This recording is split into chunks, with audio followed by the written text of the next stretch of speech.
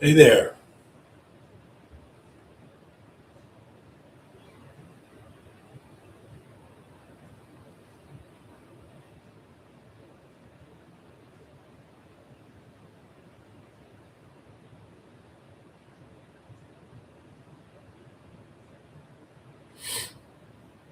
Oh, okay. Fantastic.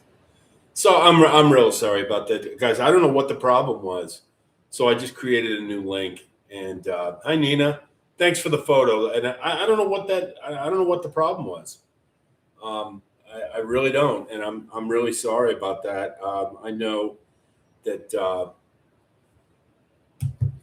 we were anxious to get going with this, so I'm sorry for that. I'm a greenhorn, admittedly, technically. So. But good. I'm glad that we're all on board and we're here. Thank you, Prabhak. I appreciate that. Um, okay, let me just say something about the race itself. Now, I did not cash because I didn't have Napoleon Solo, and I was pretty solid about. I just couldn't see it, and I did a little. The first thing is visually from watching the race. I don't know about you guys, but that was a merry-go-round race for the most part. All the horses on the front end pretty much stayed there. With a couple dropped off like talking, but for the most part, they all stayed on the front end. And the track had been playing that way, so it was kind of death to closers. And um, but you know what the interesting thing is? You might think that Napoleon Solo improved so he was able to get the race. But guess what? I went and did the pace fractions. They were pretty much the same as the Wood Memorial. So that really tells you how lousy a field it was. And the track playing to speed. I don't know what Jamie Torres was doing, keeping Incredible that far back. You noticed even Oselli, they tried to move more into the race. And I really think it sapped his closing kick to a certain extent. But Incredible had no chance from being in the back. So, um, I had 4 out of 5. I couldn't see Napoleon Solo, and I just nobody moved forward because if they had, they would have beat him. That's the way I see it. Anyway, those are my thoughts. Um, okay, so let's take a look here. I really thought Napoleon would be a one-turn horse. Yeah, me too. Um, I agree. I was really just I don't know, but again, I did the pace numbers and they were pretty much the same as the races he's been running. So it just tells you the field wasn't very good, and even Iron Honor couldn't get to him. And it was just kind of a merry-go-round race, and those races suck. And I don't know if I bet anybody back, and I've heard a lot of people say, "Well, the Wood Memorial was better than we thought." No, it wasn't. It was a lousy field. They just aren't very good. That's what it comes down to. Yeah, I can't either, RoboCop. I was really, but I'll tell you this: as soon as they went out of the gate, and I saw Taj Mahal working as hard as he was, I said he's done. I said there's no way he's going to be around. And the fractions they set were pretty much what the Derby was. They weren't really fast. They were a little bit above average, and I didn't think the pace was going to be lightning fast. But let's see. Thought you would block me, Laura. I would never do that. Never, ever, ever. Laura, you're a dear, and you were one of my prized subscribers, and did never think I would do that. Yes, let's get Tyler. Alex, I must say, we knew the field was weak, and man, the race itself played out weak and boring too. To me, they were at a snail's crawl on the stretch there. Yeah, they were, and that really tells you something. And I think the fact that the track wasn't playing well to closers, when I saw Incredible that far back, I was like, no way.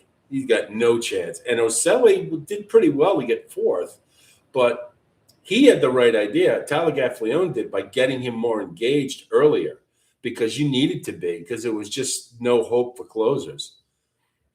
Difference between that last year's crop and this year's crop really is showing. Yeah, the best 3 year olds are the sprinters. Solitude Dude's the best 3 year old in the group. He is. Let's see. None of these horses there will win the Belmont. You better believe that, RoboCop. It was the track. All the races on the dirt were slow. Yeah, fairway, but the field just wasn't any good. It's just not a good field. 158 was the final time. 158 and change was the final time for the Preakness. To give you perspective, and I do this every year with every Triple Crown race. I look at the final time and I go, how much would Secretariat have beaten this field by? Okay. Secretariat's Preakness record, which still stands, if you believe the daily racing form, and I do, is 152 and change. So that's 6 seconds faster. If you use the fifth of a second theory, that one length equals a fifth of a second, Secretariat beats that field by 30 plus lengths. That's how bad that field was. I had Iron Honor, thought he would roll at the top of the stretch. Yeah, and he had no excuses. He had absolutely no excuses. He should have won that race, and he couldn't get to him. That tells you he's not very good. If Baeza faced his crop last year, he would have won the Triple Crown, in my opinion. I loved Baeza, Tyler. I'm not sure I could. It probably could have. Incredible was far back and wide all the way. He had a terrible trip, Nina. That was an awful decision by Jamie Torres to keep him that far back. It really was. He had no chance. Give the devil his due. Paco rode that horse. He did, Laura. He gave him the trip he was supposed to have. The problem is nobody could go get him. And he did rate. I will give him that. I didn't think Napoleon Solo could rate. But he really didn't run any better. That's the whole thing. He didn't improve. Terrible, terrible trip manager, Jackie. I agree, Tyler. Hey, Sully. Hey, for those of you who haven't seen Uncle Sully before, I've known Uncle Sully for a few years now. We used to spend quite a bit of time over at Trust the Prophets on Thursday nights, and he's one of my favorite people. And I asked him to come aboard, and he very well may be the first guest that I put on as a guest star tonight. So we'll see how it goes. But anyway, will anyone from this field manage to finish in the superfecta in the Belmont? Oselli, maybe. Incredible, maybe. That'd be it for me. Hey, Sean. Alex, based upon speed favoring closers not getting up, I thought as fastest horse, Solo, Iron Honor, and Taj would be the most forward. I still liked Incredible, but I thought Solo, Taj. Okay, well, hey, if you backed Napoleon Solo, you were right. Taj Mahal, it was really clear. I could see how he was hustling so hard to get to the lead, and you could really see they were pushing him. He'd never run that fast before. I thought he had more quality than that, but that's why I don't like taking horses who had it easy. I thought he was a little better than that. Iron Honor, I don't think really has any excuses at all, in my opinion. You look at when you go back and look at the race, you watch the break. You had the late pick 4, nice going, Sean. You look at the way they all broke fine. It was a merry-go-round race. It was crazy how fast Talkin faded. Thought he was right there. Listen. This was a race filled with fool's gold. And I told you guys, Talkin is a horse I would instantly toss, but I kept him in the mix because you had to, because I thought class maybe gives him a little bit of an edge over some of the others. He's just not very good. They none of them are. Really. It was crazy how fast. Let's see. I actually have an Uncle Sully. Okay. Well, you're Irish, right, Sean? I bet you got a Murph, a Fitzy, and sorry. Bushmill, Irish whiskey, by the way.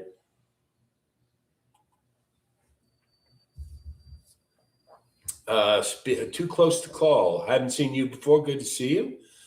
Speaking of Secretariat, he and Flightline at their best. Dream matchup. Yeah, I'll still give the edge to Secretariat just because of the amount of starts. But yeah, it'd be a hell of a race. Throw Manowar in there too. It's those three. I think pretty similar. I think Manowar beats both of them, to be quite honest. But You did say to focus on class, it would win this race. Well, Laura, it did because Napoleon Solo was the only Grade One winner in the field. But the fact that he ran it and won with those pace fractions just tells you how bad a field it was. It was just an awful field. Talking was so overrated by talking heads looking for value. Yeah, Prabhakar. I didn't like him. I mean, I kept him in the mix because I thought, he's got a little bit of back class maybe, but on the pace numbers and the way he ran, and I said this in my Preakness assessment, I would normally toss a horse like that right away. But in this field, calling uncle, pun intended. I had a terrible day. Nina, I did too. I only had two things go right.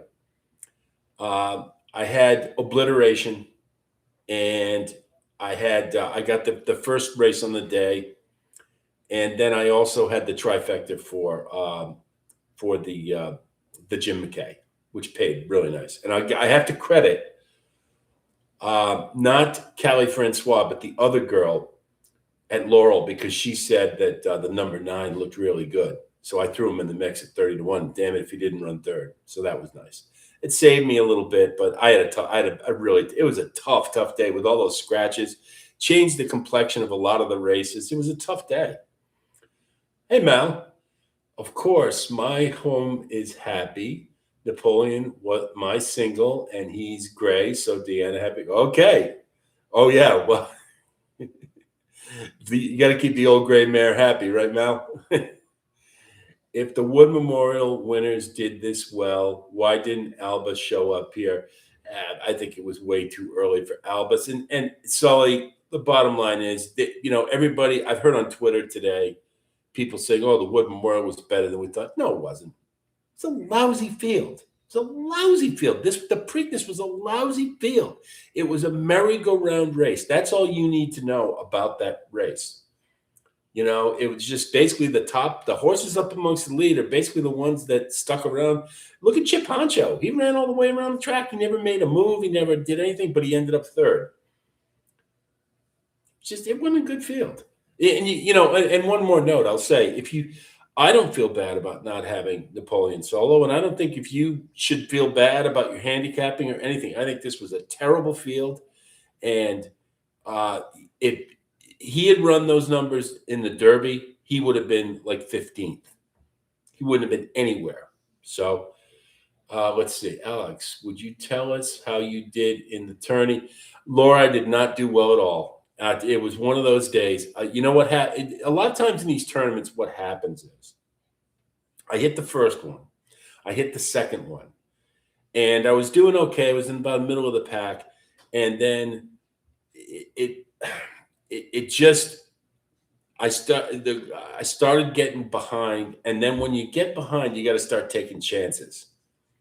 And I had to start taking horses I didn't want for odds, and you basically don't have any chance at that point. And it happens to the best of us in tournament play. It can get like that when you're forced to start taking long shots when you don't want to, because you need to make up what you're behind. So it was not good. And I'm sorry. I did take it to heart that I was playing for you guys. I really did. And I was so disappointed. It was just I just had a bad day. Renegade would have smoked that field. Robo, the only thing I'll say is on talent and class, I agree. But the track wasn't planned to late runners. That's the only thing. But, I think he probably could have overcome it. Yeah, I agree with you. For those of you who are wondering, this is a My Father, the Judge, a cigar I'm smoking. Excellent, excellent cigar. And if you do smoke cigars, the Robusto size, 5x50, is the best. It's box pressed. Very tasty. Did I see Burnham Square? Yeah, I did. I love that horse. I loved him last year. He is just amazing on turf. I didn't expect him to be that good on turf. I expected him to be a good horse on dirt at 4, but I love him. Let's see. I'm happy that Napoleon Solo won. I've liked him since his first start. Okay, Shelley, good for you. Hoped he'd run in the Breeders' Cup. I don't get why everyone is saying he sucks. Okay, here's the thing, Shelly. In my Preakness post, this is why I did not like Napoleon Solo, and I've never liked him. That Champagne Stakes, at a one-turn mile, running like that around 2 turns isn't going to work. And the problem with Napoleon Solo was not the distance. I've never been. It's speed management. He doesn't manage his speed well. He runs with a sprinter's type of pace fractions at 2 turns, and it basically goes like this. He starts really quick, then he tapers off in the second, and then he balls out in the third. The problem is nobody caught him yesterday, and that tells you how bad that field was. I think around 1 turn, Napoleon Solo could be a very good horse. I just don't think he's a 2-turn horse. I would be astonished if he comes back in the Belmont and runs that well, because he's going to face a lot tougher field, and he will not be able to win with those pace fractions at 1.25 miles. Now if they were running at a Belmont at 1.5 miles, it'd be even worse. They may not run back. I wouldn't be surprised if they don't, and they look for something, the Woody Stevens maybe, or the Wilton at 1-turn mile, or some race like that, the Penn Mile. I don't know. But I'm glad. Listen, if you like Napoleon Solo, Shelley, I'm happy for you. I am, because that was a race that it was a clunker. It's probably the worst Triple Crown race I've ever seen. I'll say that. And he doesn't suck, Shelley. I want to be clear about that. He doesn't suck. He's a good horse. I just don't think he's a 2-turn horse. I love Warming and was shut out. Graham Motion, we should have known, because Warming on the numbers didn't really match up. But Graham Motion he's a Maryland guy, and he brought his A game with all his horses. And I started betting him that way. And I had Warming in my mix when I didn't before. I just couldn't find. I was always just right around it. If you look at my full card selections, I had a lot of in the money horses, second, thirds, and it was just one of those days. Just couldn't get any momentum, couldn't get it going. I love when we're shut out and not a large bankroll, so I played the Preakness and nothing. I need remedial handicapping. Well, don't be so hard on yourself, Nina. I've said it before. Here's the thing. On these big stakes days, we always want to play the card, right? We always want to play all the races. But, sometimes they're not very good. That was a great example of it yesterday at Laurel. Those races were all kind of wild cards, it turned out, especially after the scratches. The one I'm frankly kicking myself about is Fort Washington in the dinner party, because I don't think the 3 won at 1 mile and 1/8, and he was proven. And Motion didn't think he won. I forget who his trainer is, but he was on record as saying he wasn't sure he wanted it. When you hear something like that, you got to go, well, he probably doesn't want it then, right? So you go against it. Let's see. You don't need remedial. Hey, Nina, listen, it was just one of those days. There's a lot of very good players who had a bad day yesterday. A lot of them. So don't feel bad. Hey, Ernie. I knew first thing that all the scratches killed my day, so I didn't play Laurel after the first pick 5. Yeah, you're probably smart. Never would have got to Napoleon. Looked every part of a 1-turn horse on paper and visually, but more than anything, I'm not a Chad. I like Chad Summers. Wouldn't have been an issue to me. He does just fine with Gold Square, but for all the reasons you didn't like Napoleon, I didn't like him either. I just couldn't get there. I had a sneaky feeling that he was going to get in there somewhere, but I couldn't get there. Yeah, Laura, that has a lot to do with it. He's a local horse. He got a lot of local money. The name is cool. He was a wise guy horse. You want a definition of a wise guy horse? There it is. And it does validate one thing that I've said quite a bit, and I'm let me just say right off the bat, I had Taj Mahal in the mix because of the field, how bad it was. Because I was like, if he can improve, take a step forward, he has a shot. But when you see a horse come off a race where he has it that easy, stepping up in class, it's never a good thing to bet them back. It just doesn't work out most of the time. But with that field, I took a chance with him. I used him. Robert, hi Robert. If it wasn't for the exacta, I would have lost all my money. But what happened in that race was the speed horse has got out, and the one sat right behind him, scored some pocket money. Okay. I like stark contrast on the turf too. Yeah, I do too. No way in hell he even shows in the Belmont. Yeah, nicotine. If I were his connections, I wouldn't send him. He's running in the Haskell, Alex. Thank you, Sean. That's going to be a tough race for him too. A real tough race.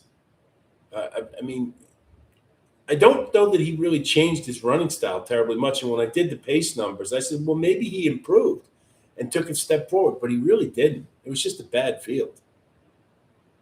As a horse, Napoleon Solo is cute. Sure he is, Nina. Yeah, he's got that interesting nose. And want to watch the replay? Yeah, we're going to watch it, Laura.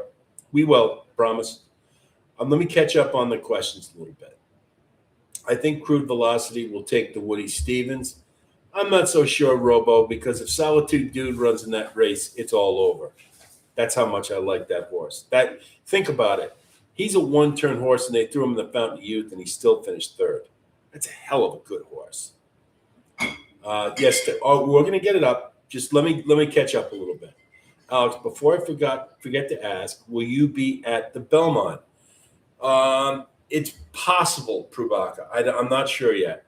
It's not far from me. It's an anticlimactic Belmont, so the crowds won't be that great. It's a great festival of racing. It's a great couple of days. It's very possible.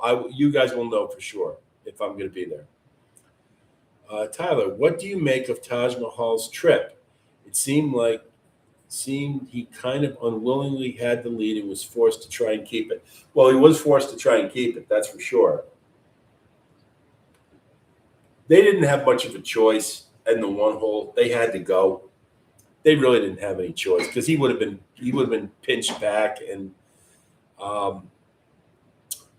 I don't know that he was unwilling to go, but what I did notice, and I think what you saw as well as I did, Tyler, is I saw when he came out of the gate and he got up to the lead, but then he had to push a little harder to keep it. And that's when I said, I don't think he's going to make it, because he just looked like he had to work awful hard. Now, if he had done it easily, it might have been a different story. I had to pick 5 that ended in the Preakness. Hey, Chewy, that's an accomplishment. Good for you. Excellent. Same for me, Alex. I used Taj Mahal defensively, didn't want to. Yeah, that's the way it was. That's the kind of field it was. Is Taj Mahal also the definition of a tomato can? No, not quite that bad. Tomato can would be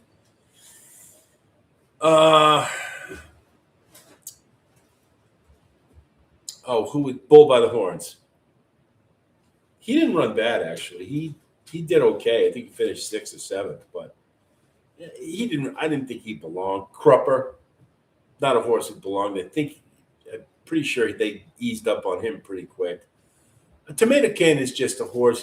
The kind term my mother used to use is a field horse. They put that horse in there to fill out the field. We've seen it a lot, and you see it in derby preps all the time. You look at a horse and you go, what's he doing here? And he's there to fill out the field. And again, they think maybe he'll suck up and possibly could get a check for third. Tomato can's a horse that just doesn't belong. Do you think track conditions changed anything? The track was a little wet.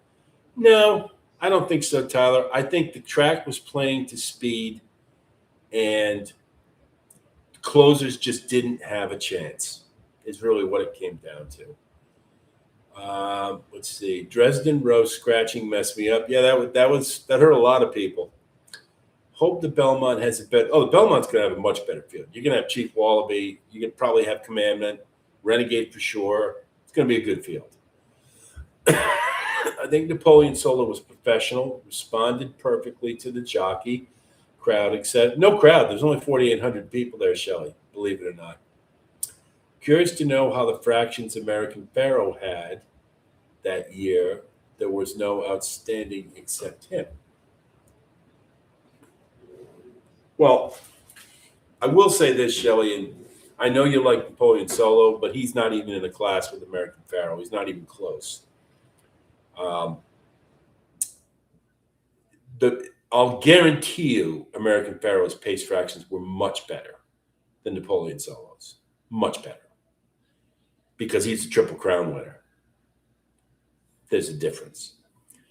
Yes, the track looked heavy to me too. Yeah, I mean, I think that the slow time was a product of the horses not being very good. Do you think Golden Tempo would have had a shot on this one? No, I do not, Tyler. He would have been very hard pressed to win yesterday because of the way he runs, and the track wasn't playing the closers. It would have been tough. Could he have overcome it? Possibly, but I don't think so. Nina, American Pharaoh beat Keen Ice. Keen Ice won the Travers. It's not bad. Frosted was a really nice horse, not necessarily a two-turn horse. But so you guys want to watch the replay now? Well, let me get it go. Let me get it up here. Okay. Now I've watched this a couple of times, but I'll be honest with you. Here, I'm setting it up. I'll be honest with you that I don't know that it's going to reveal a whole lot to us because, again, I think it was a merry-go-round race, but we're going to watch it. So, yes, we're going to put it on right now. Do you feel Laurel was a heavy trip? Maybe. It might have been. I don't think it had much difference.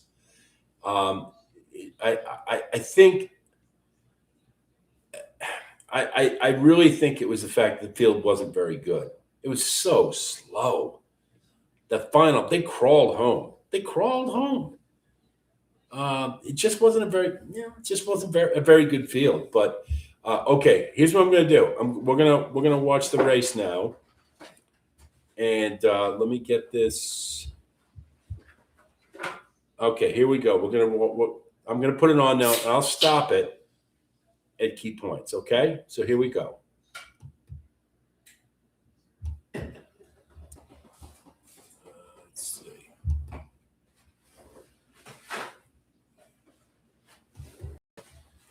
Okay, guys, here we go.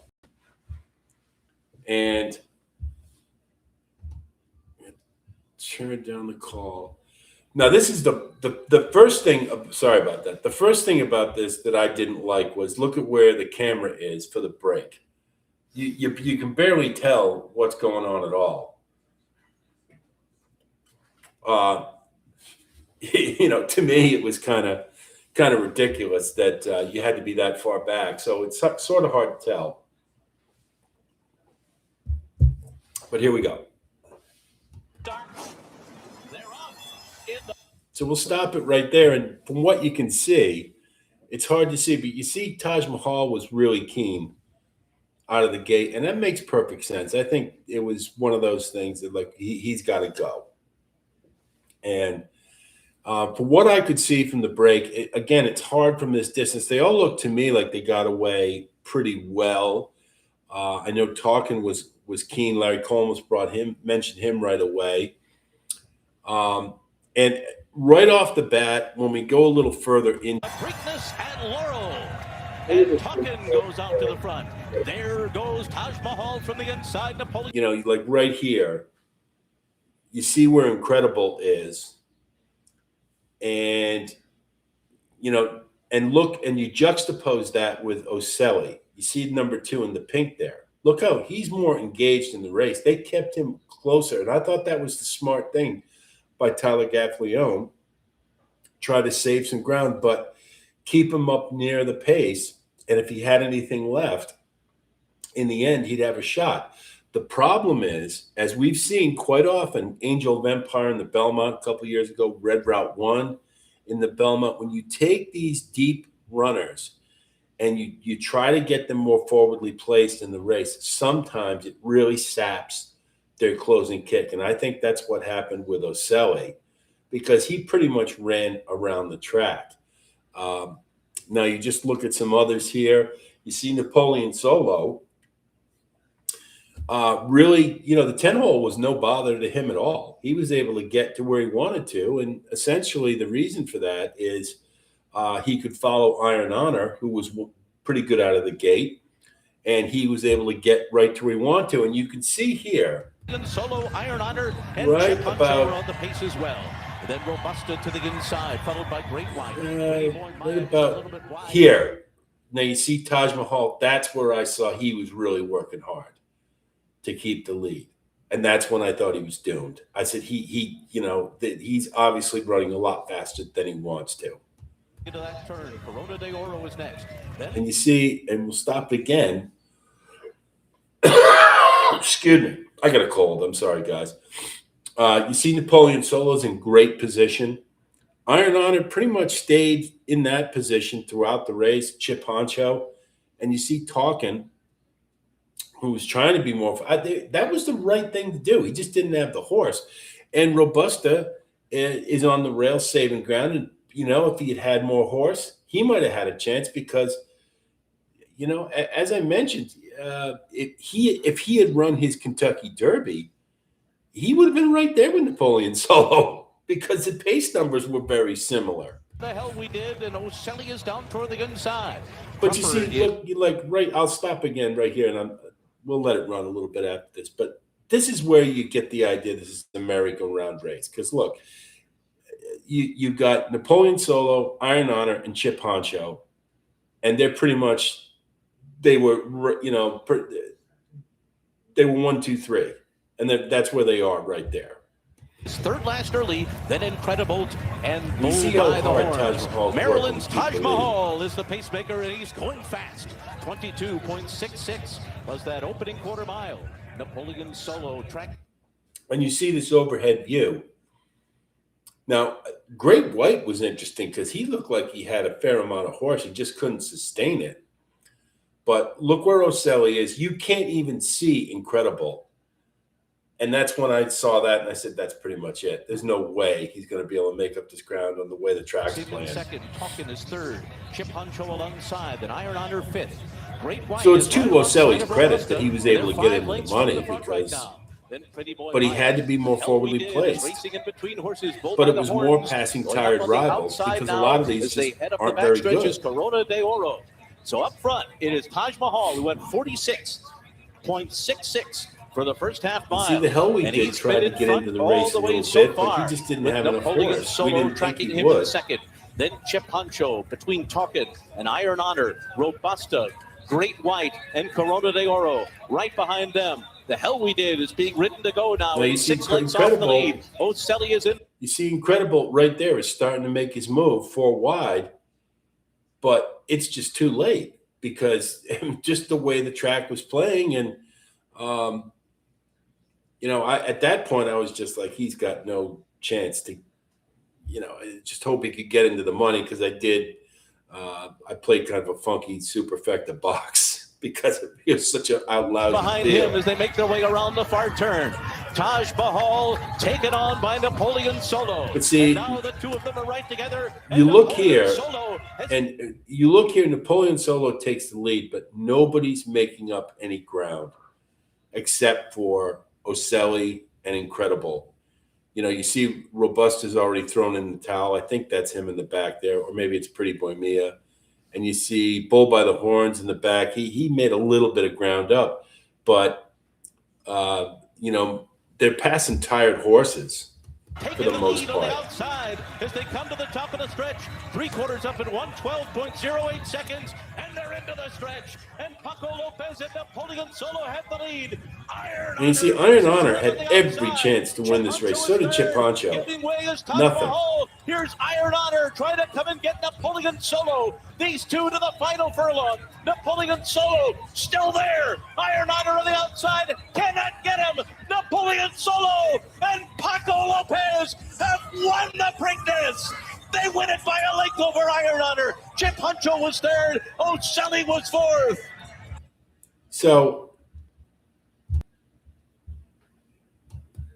what I would say is, now visually, if you watch that race, you would go, hey, Napoleon Solo, he really got it in gear and he ran a great race. But like I said, once you go back and do the pace fractions, which I did, his final fraction was 49 and change.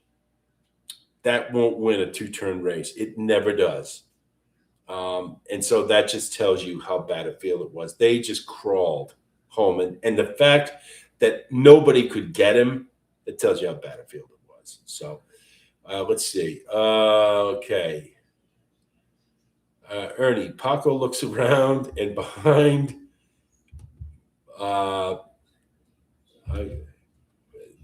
Give me a second here.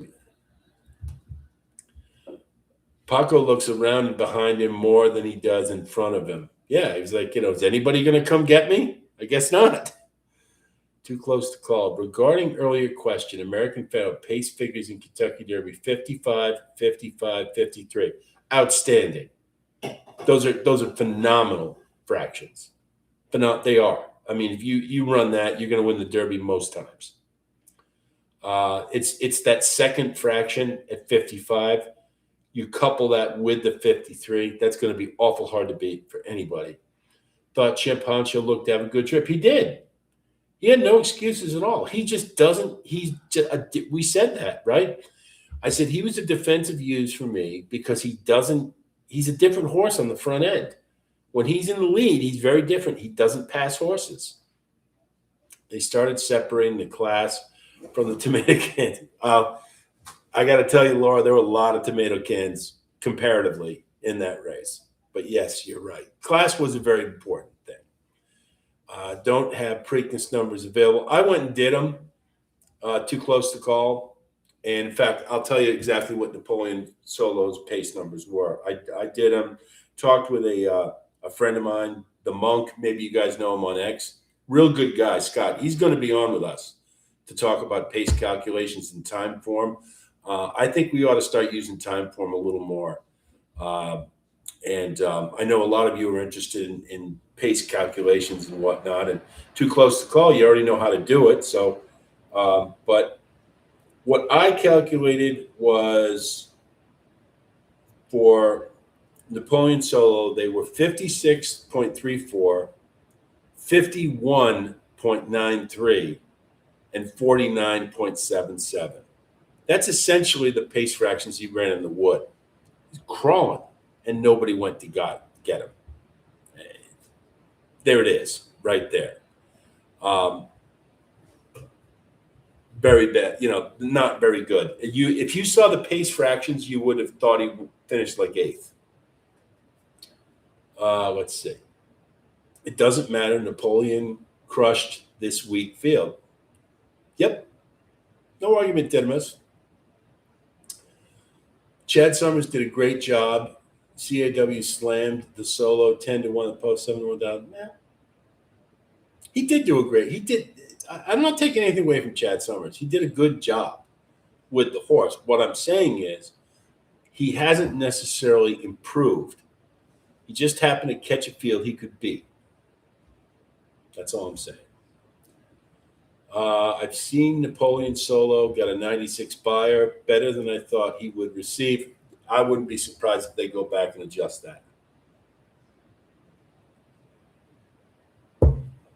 Maybe the track was a little heavy, so they're being kind, but 158 and change is glacially slow. The Derby, conversely, a 202 and change Derby isn't bad. That's probably about average. But 158 for the Preakness, it generally comes out around 155, somewhere in there. It's terrible. It's a terrible time. And so, and again, another thing we've talked about this about buyers. It's the first speed figure, and it's still the one that everybody talks about. And I'm not saying anything against Andy Byer. Andy Byer's a great handicapper, and we owe a lot to him. Picking Winners, Laura, I know you're reading that. A great book. I've learned a lot from Andy Byer. But the thing about the Byer speed figures, you have to remember, it's very much based upon the final time, and it has a lot of moving parts. You have to think about a lot of other things when judging or comparing Byer speed figures from track to track. That's why I don't use it. I like the Brisnet numbers because to me that's a more comprehensive number. And I got to tell you, I've seen Byers that were very low, and I've seen Brisnet numbers for the same race that were much higher. I've also seen Byers that were high, and the Brisnet number was low. The Brisnet number usually is more accurate. Let's see. Hey, Scott. You know what? I had a feeling it might be you, because who else would throw the Preakness numbers? This is the guy I was telling you about, the Monk on X. Very good man, and we're definitely going to have Scott on to talk about pace. He does the pace numbers like I do. One of the very few, and that out there. And yeah, Scott, we've been talking today. He's been showing me prior Kentucky Derbies and the pace numbers, and tell you, a lot of times they do tell the tale, and Byer speed numbers don't. And further ado, great example of that, right? Let's see. These non-graded stakes runners in the Preakness continue to fail each year. Love that Taj Mahal was a favorite. Yeah. But you know what? Here's the little difference first over. This was such a bad field this year. He could have wired the field. It's entirely possible.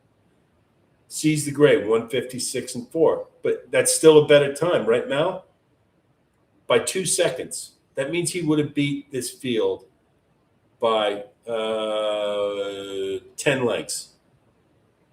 Sean, Pimlico Special day before at the same distance went 156 3/5, 2 seconds exactly. Chewy, let's see. Were you surprised that any of the other winners yesterday? Mike Beer talked me into warming. Yeah, he did. He made a big case for warming. I think it was. He was a surprise to me. But the way Graham Motion's horses were running, and you know, when you play a track and you see that a particular trainer is like his horses really seem to have a lot going, you got to audible. And I did. I was on warming. I just didn't get the horse underneath. Let's see. Appreciate that. Yeah, Scott, you're a good man. And I really enjoyed our talk yesterday, and I'm really looking forward to doing some more stuff with you. Agreed. This was a horrible field, but Napoleon still was. Yes, he was. There's no disputing that. But what kind of class was it? There you go. Hey, Alex, any update on the merchandise? I know I ask weekly. I'm still working on it, Tyler. It's like I said, YouTube can be a little fickle at times with some of their stuff. They make it easy. They say that seemingly is very easy, and it's not. There's always some little wrinkle that you have to get past. When I started my channel, I remember went through this. So I am still working on it. I have not forgotten about you. I promise you.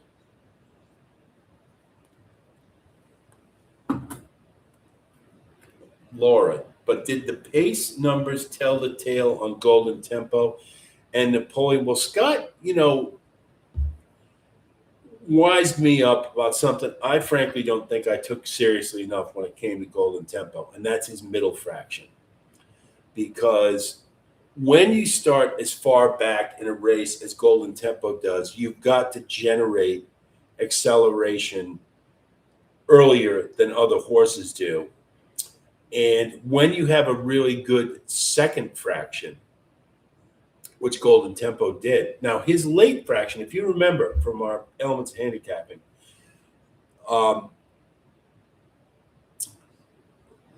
Golden Tempo did not have the best closing fraction of the field. In fact, there were others with Renegade in particular had a much better closing fraction. But what he did have is a really good second fraction, which means he was generating momentum and he was into the race perhaps sooner than other closers would be. And that may have made the difference in the Derby. Now, as far as the pace numbers for the Preakness, like I said, you look at those Napoleon Solo pace numbers, you would have thought he finished eighth or worse, because that those are the fractions of a horse who can't sustain a lead, who's run out of gas, and the fact that nobody went to get him, it really is an indictment, especially Iron Honor. He had every chance to blow by him, and he couldn't do it. Chip Honcho couldn't do it. Those are the two who had every chance to win the race. No excuses whatsoever. You called it last week with Irish Maxima. Yeah, I did. Every once in a while, a blind squirrel finds an acorn. So, yeah. Do you think the Belmont will have a better – absolutely. Than the Derby? Well, there'll be less fat. You're going to probably have a good 10-horse field. You're going to have Golden Tempo, Commandment, Renegade for sure, Chief Wallaby for sure. Yeah, I think it should be a really good field.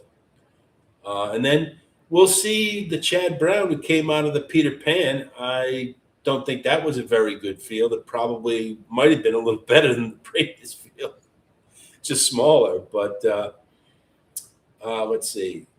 Temple Bailey. Hey, Temple. Hi, hello, Alex. Just following tonight. Nothing to note tonight except that maybe the Cavs are killing the Pistons on their home court. Me, Cavs win. And I don't follow the NBA, Temple, but if it works for you, I'm happy. Iron Honor was off the lead last 16th of a mile, is what is being reported. Well, I was never a big Iron Honor fan. However, I know Chad Brown points horses for the Preakness. He has a track record. Blazing Sevens was a horse I never liked, and he ran a hell of a good second in the Preakness. Early voting, he won the Preakness with. But the fact, how did he not pass Napoleon Solo with those terrible pace fractions? How did he not pass him? It's criminal. He can't be very good. Can say the same about Chip. We knew Chip Honcho, if he wasn't on the lead, was going to have it tough. But he still finished third, didn't he? Tells you it's not a very good field. Still asking myself that, Alex. Yeah, that's because he was exhausted. Okay. But that should tell us a lot, right? Still should have won the race. No excuses for Iron Honor whatsoever. Alex, when evaluating a horse, do you see much of a difference from a horse that takes off their blinkers as opposed to a horse that puts them on for a race? Bit of a technical question there. It all depends, Tyler. Sometimes blinkers on is the ticket. Sometimes taking the blinkers off is the ticket. It all depends. Some trainers are giving. All right, well, if we go back in the old days, right, when you had a 2-year-old, if you couldn't get him to run after a few races, the last resort was put the blinkers on, and it was considered like a really bad sign because you're putting the blinkers on a horse. That means you can't figure out what else to do with him. They take the blinkers off, obviously, when a horse is a little too sharp and they want to get him to relax a little bit. Most of the time, blinkers are used to prevent the horse from being distracted. A great example of it was in 2007, I think it was. There was a horse named No Biz Like Showbiz, trained by Barclay Tagg. And he clearly had ability at 2. At 3, every time you watched him run, he's doing this. He's looking in the stands. down the stretch. Obviously distracted. So what did Barkley Tagg do in the Wood Memorial? Put blinkers on him, and it worked. Won the race by about 5 or 6 lengths. Didn't do well in the Derby because he wasn't good enough. But that's a great example. It's more often than not a horse who's not paying attention. That's why they put him on Chief Wallaby, because he was still a little green, and it was trying to get him to focus a little bit more. When they take the blinkers off, it means the horse is probably too sharp. He's too keen early, and they want to get him to relax. It all depends. It's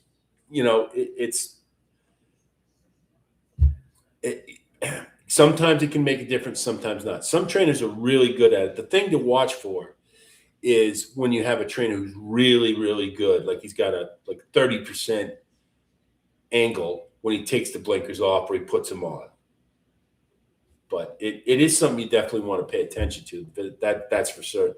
And it is important. I hope that's the best I can do for you, Tower, there. Fairway, hi Fairway. American Pharaoh only ran 23 seconds faster than Napoleon Solo, plus Laurel is a heavier track, 0.23 seconds faster than Napoleon Solo for the final time. I doubt that. I'd have to see that. It's sure it's a heavier track, sure it is, but that's too slow. Good horses run good times. Hey, Alex, when do you think we might see Paladin again? How long does bone bruising take? I wouldn't know that, Laura. That's a little beyond my pay grade. I don't know. My guess would be Saratoga, that he will run in the Jim Dandy and the Travers. That would be my guess, unless it will depend. I mean, maybe he'll go to the Haskell. We'll see. Napoleon Solo was the class of the field. Hi, Christopher, by the way. Pushing that hot pace and still being able to fend off the challengers proved he was much the best. I'm not going to disagree with you on that, Christopher, but what was he much the best of? The pace numbers don't lie. I mean, they were really bad. They were really bad for a horse who won a 2-turn race. And as you noted, as you could see, Iron Honor had every chance to pass that horse, and he couldn't do it. Yes, the competitiveness in Napoleon Solo, I won't deny that. And he did what he was supposed to do. I just think with a better field, he would have had a lot of trouble winning that race. That's all I'm saying. Hi, Johnny. Alex, is there any horse you're excited to see or really wanted to see run in the Belmont Stakes? Well, I'd like to see Chief Wallaby again. I'd like to see Renegade get a Triple Crown race. I think he deserves it. I think he's one of the best 3-year-olds. I think he did enough to win the Derby. Just was a little unlucky. I'm excited to see him. I think he deserves a Triple Crown race. Let's see here. Let's see. If you hate Iron Honor, then you must really hate Incredible and Ostelli because they barely closed into that hot pace. Well, Christopher, I don't hate Iron Honor. I don't like him as a horse. I think he's overrated. I don't hate horses. I might hate a jockey. Let me just say this. The track was not playing to late runners. So on that, it was going to be very difficult for Incredible, Ostelli, any closer to win. And when I saw Incredible go to the back, I said, there's no way he's going to be able to make up all that ground. The pace, I didn't think was hot. That was above average. It was above average, but I don't think it was hot. It was a circumstantial type of race, Christopher. I'm not taking anything away from Napoleon Solo. He did what he was supposed to do. He won the race. He ran his race. On the whole, especially when you look at the pace fractions like we talked about, against a better field, he's going to have it awful tough to win. He outlasted this field, but it isn't saying much when you consider the final time and the pace fractions. He not very good. I actually have been asking myself how Renegade didn't finish the job in the Derby. Early analysis is I have to play against on top in the Belmont. Well, Scott and I talked about this, and he brought up again the thing about probably the reason Golden Tempo got the edge on him is he was moving. He was in gear before Renegade was. Again, that second fraction, getting going quicker. I have seen that happen in the Derby many times. Mage beat Angel of Empire. You know why? He moved quicker. He moved sooner. He got the trip that Angel of Empire was supposed to.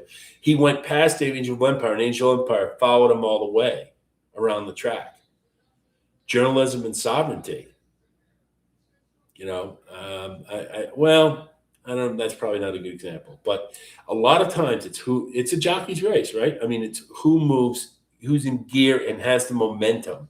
I think that's what maybe did it for Renegade. Don't discount him. He's a great horse. He's going to be extremely dangerous in the Belmont. When did Incredible become a closer? Yeah, good question, Laura. The whole point, the reason behind that I liked Incredible was that he had demonstrated he could be closer to the pace than Oselli would be. And if the pace was fairly hot and a lot of these horses couldn't sustain their runs, he should have been in a really good spot. And what did he do? They took him all the way to the back. I thought it was a terrible move. I'll guarantee you Riley Mott is not happy with Jamie Torres after that. Scott says, fairway. Track was sloppy for the 2015 Preakness. Can't remember if it was sealed. Thank you, Scott. I think the Wood Memorial this year was a little underrated when looking back at it. Not me, Tyler. You're not going to get that out of me. I have heard that quite a bit lately. That was a terrible race. And I've heard about all these horses coming back and improving out of that race. Well, okay, but when they ran in the Wood, they weren't very good. It just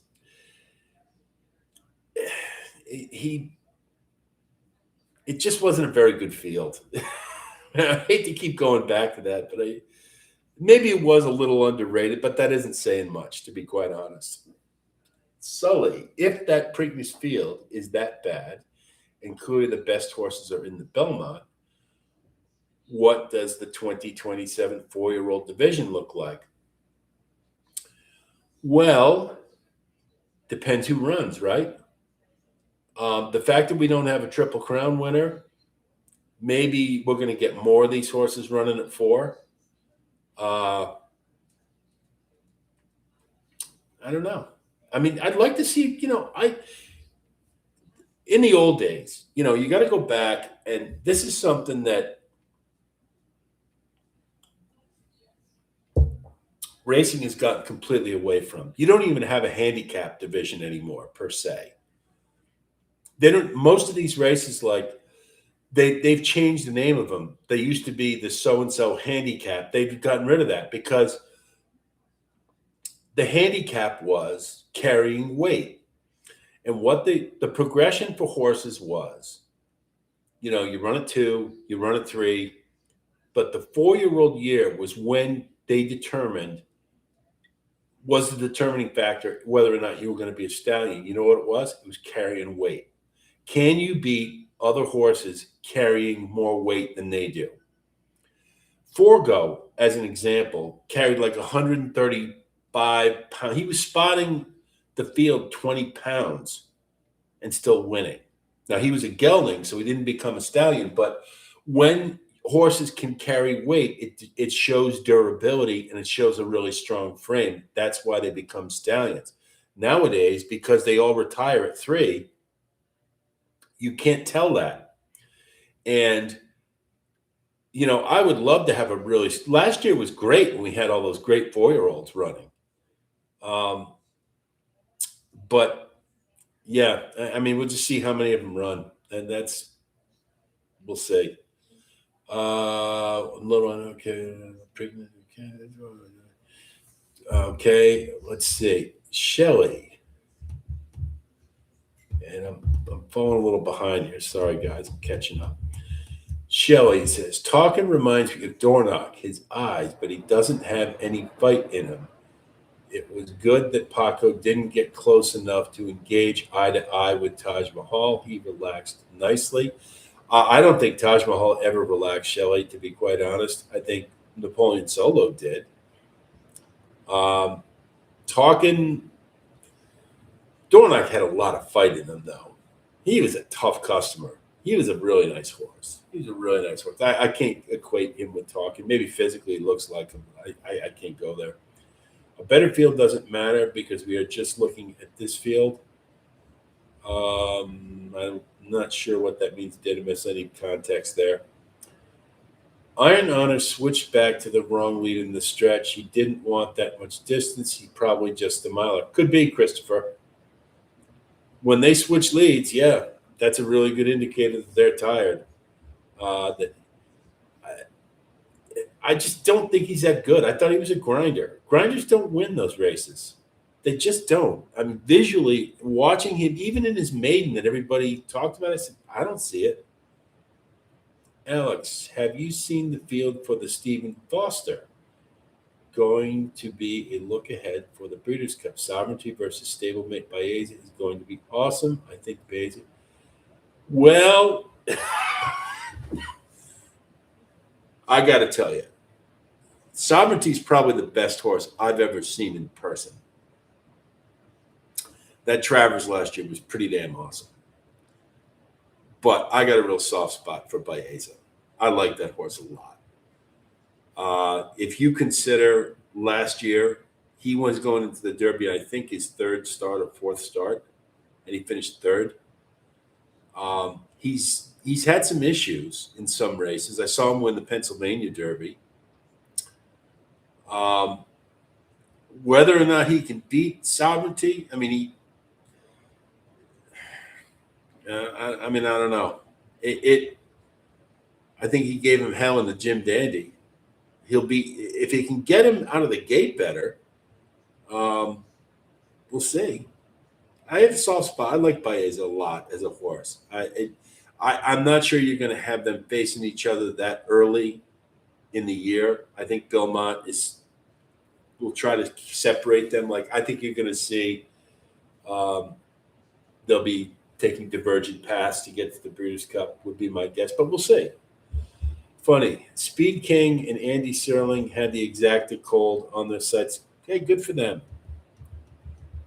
Good for them. I'm not, listen, there was the thing was, right? This was a race. You could make a case for so many of the different horses. And it was completely logical to go with Napoleon Solo for a lot of reasons. But, there were other factors that to me just disqualified him. I just couldn't do it. Hey, Hot Rod, just patiently waiting for the Puma to run again. Well, I'll tell you what.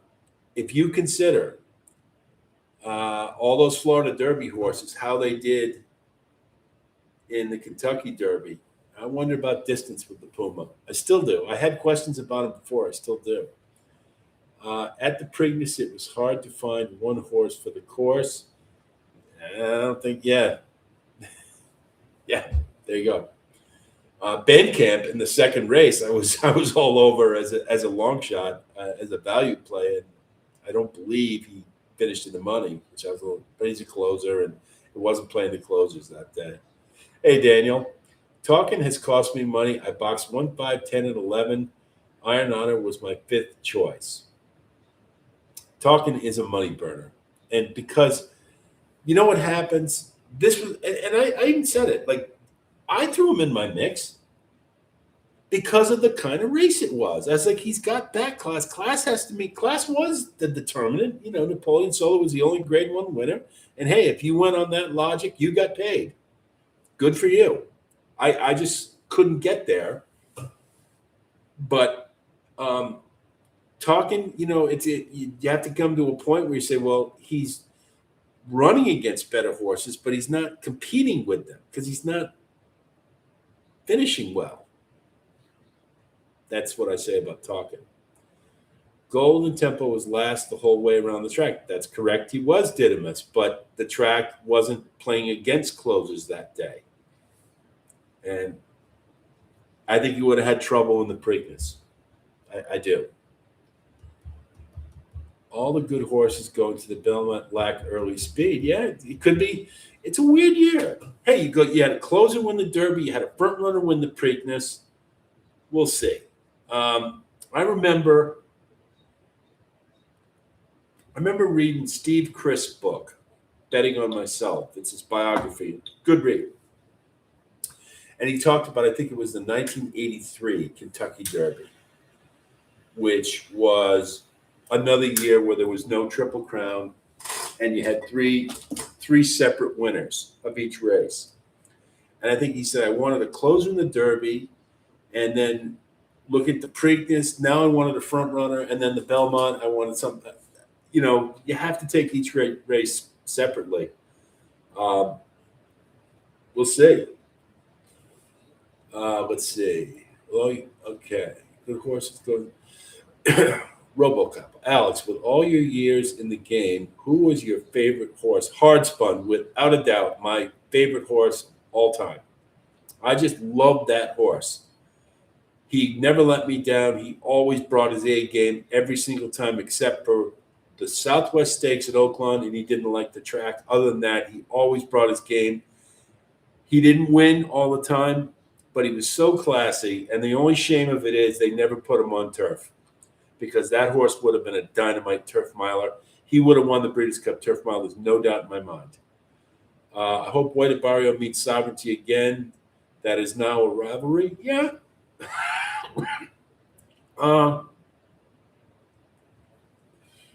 Tell you what, though. I think Sovereignty will blow his doors. You didn't get the best version of Sovereignty that day. He was on the lead for the most part. Let's see. I think this 3-year-old crop is weak in general. Denon Bourbon could have won the Derby by 3+ lengths if he didn't break. Yeah, maybe. Christopher, there's some, I think there's some validity to that maybe he got hurt down the stretch in the Derby. He didn't look like he was going to sustain it, but boy, he looked awful. I had a bet on him that day as a saver. I said, if it's going to be a long shot, he might be the one. And damn it, in the top of the stretch, I said, he just might do this. Don't leave out Dr. Fager with Forgo. Yeah? Wow, I never knew that. Handicap races and weight. Oh, yeah. Well, see, the thing is, Laura, they don't run those races anymore. They've eliminated, they call it the older horse division. It used to be the handicap division. It's very rare. You still see it once in a while. You'll see a race like the Oaklawn Handicap. They haven't changed the name of it. But the problem is the weight differentials were so minor, it kind of eliminated. And they don't want the horses running with more weight. It really does. It doesn't make any. It's counterintuitive, because if you want to strengthen the breed, you got to find out who the strongest horses are, and the way you find that out is running at 4, carrying weight. Taking care of business. Picks the pros and ponies. Hi. This is a piss poor crop of 3-year-olds. Yeah, I don't think it's very good. We'll see how they do against older, but it might be pretty tough.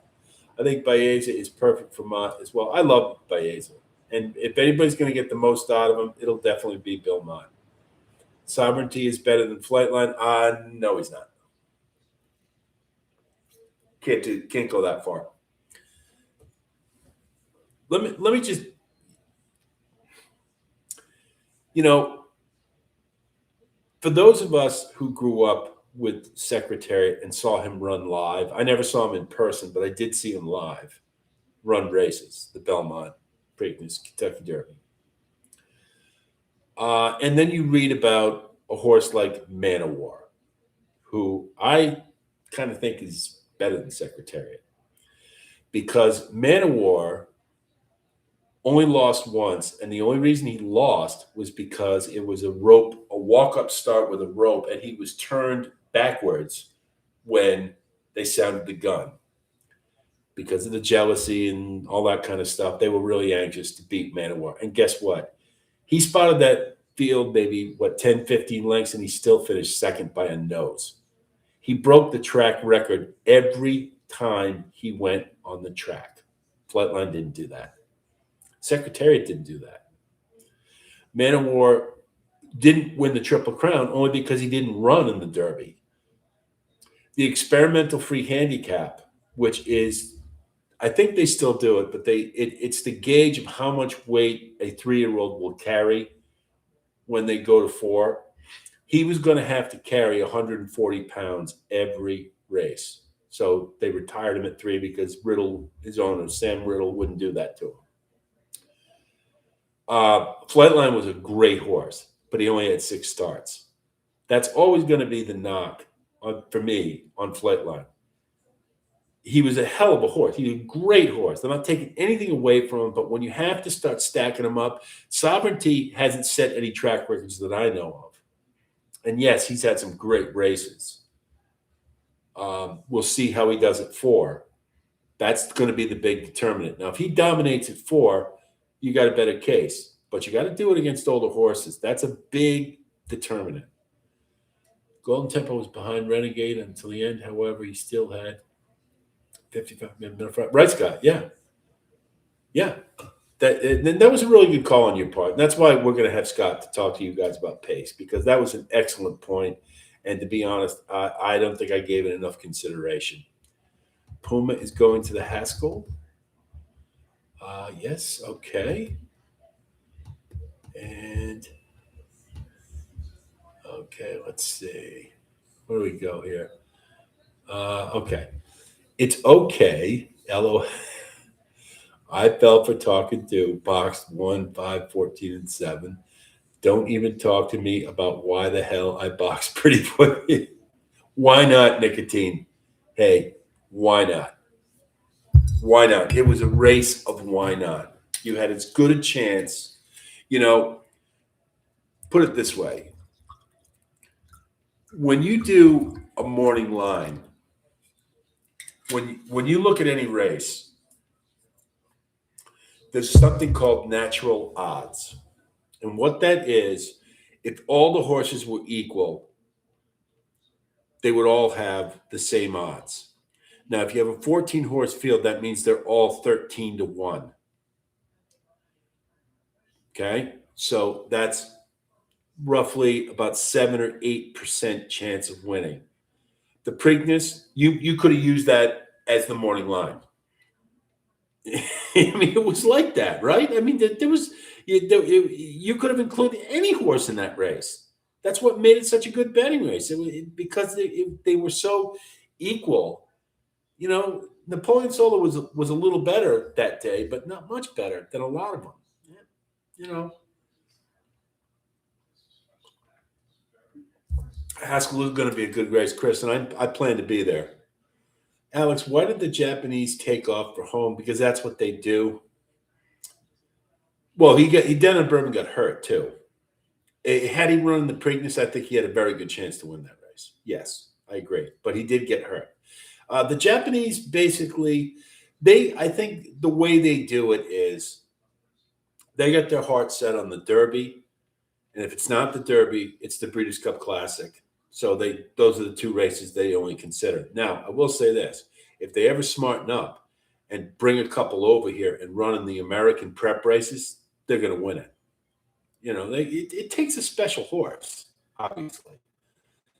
Golden Tempo had the highest pedigree score, or whatever the metric did. That's correct. He had the highest genetic strength value score.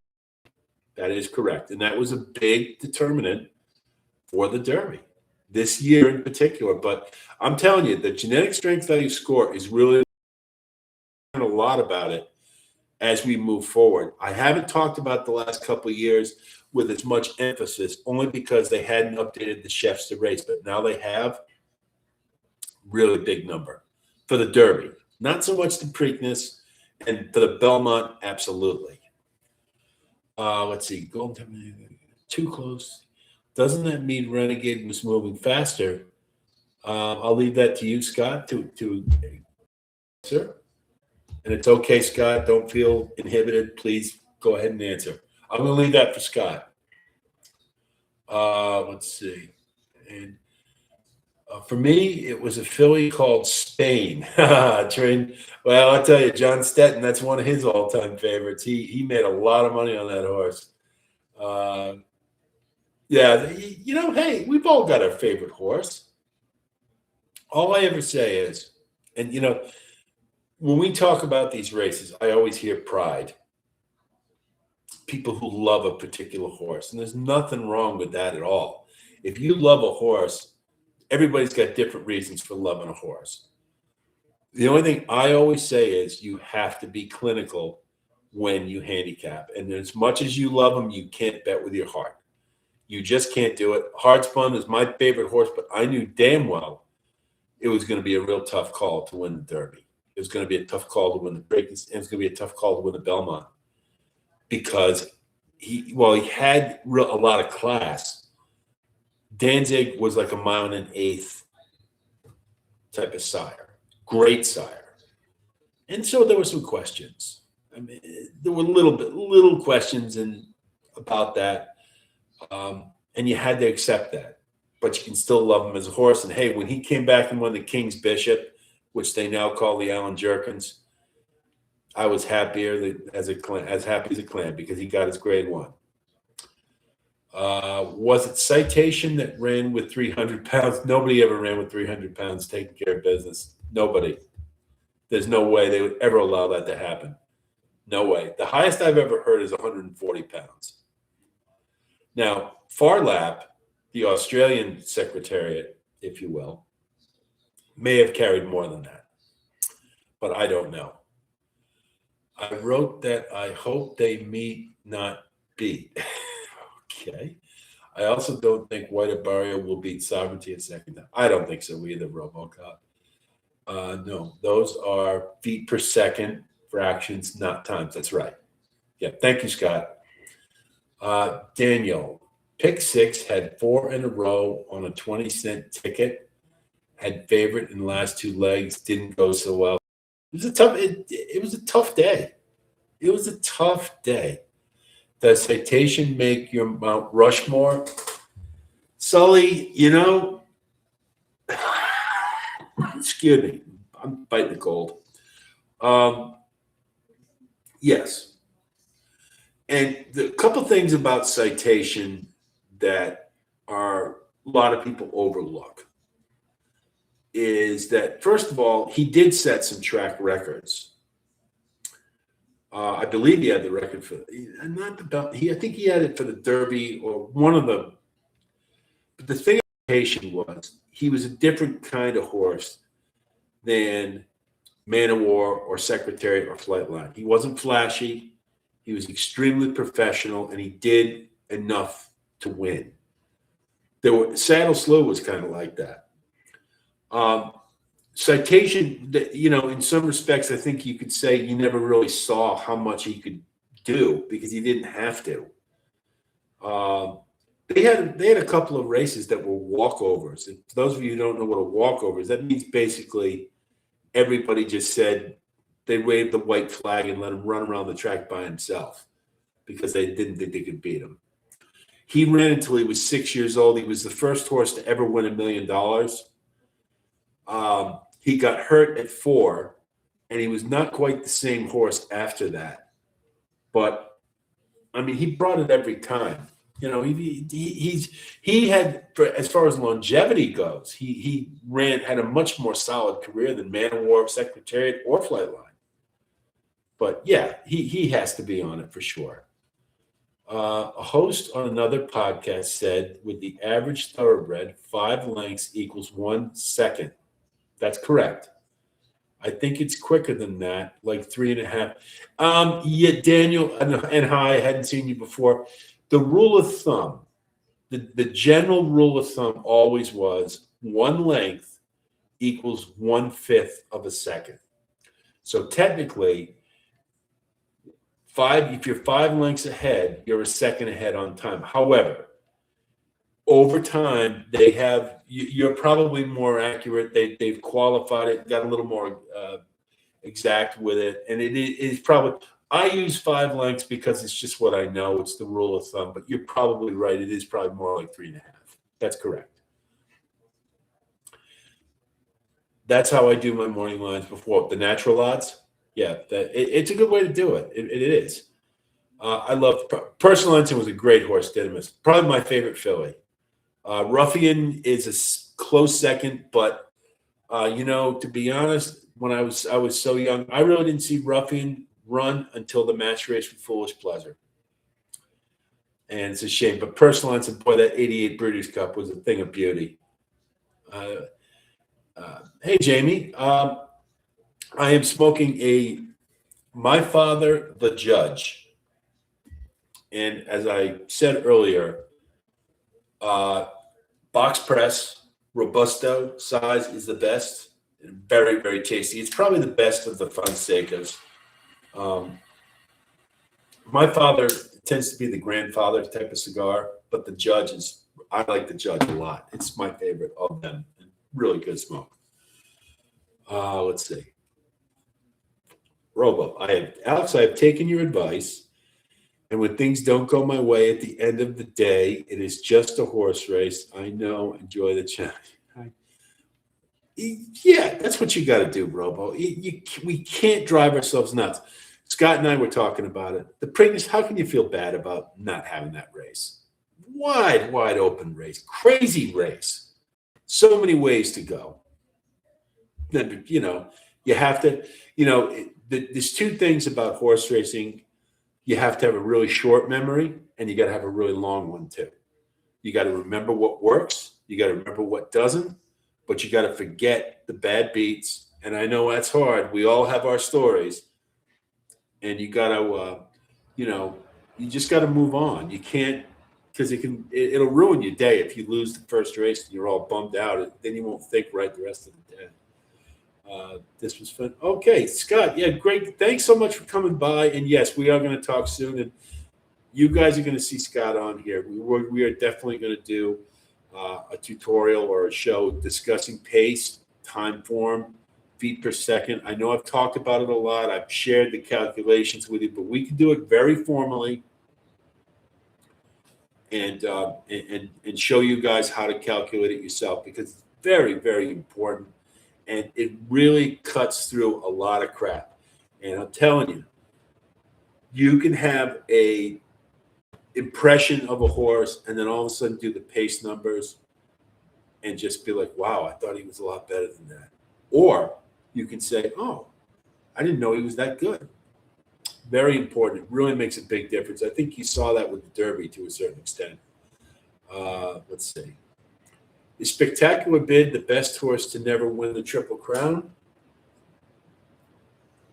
I don't know. Sunday Silence is pretty good. But yeah, the Bid, I mean, from what I understand, he threw a shoe that day, or there was a nail in his hoof. They missed. And it was really a shame he didn't win. It would have been 3 in a row, right? Medaglia d'Oro hung and tired in the Belmont, but had him bottom wheeled behind Sarava, $2,000 exacted for $2. Oh yeah, I remember. Yeah, you told us about that, Jan. It's pretty damn good, isn't it? Nice score. Okay, let's see. Okay, I don't see any more comments. Are we done? Do we have anything else we'd like to talk about?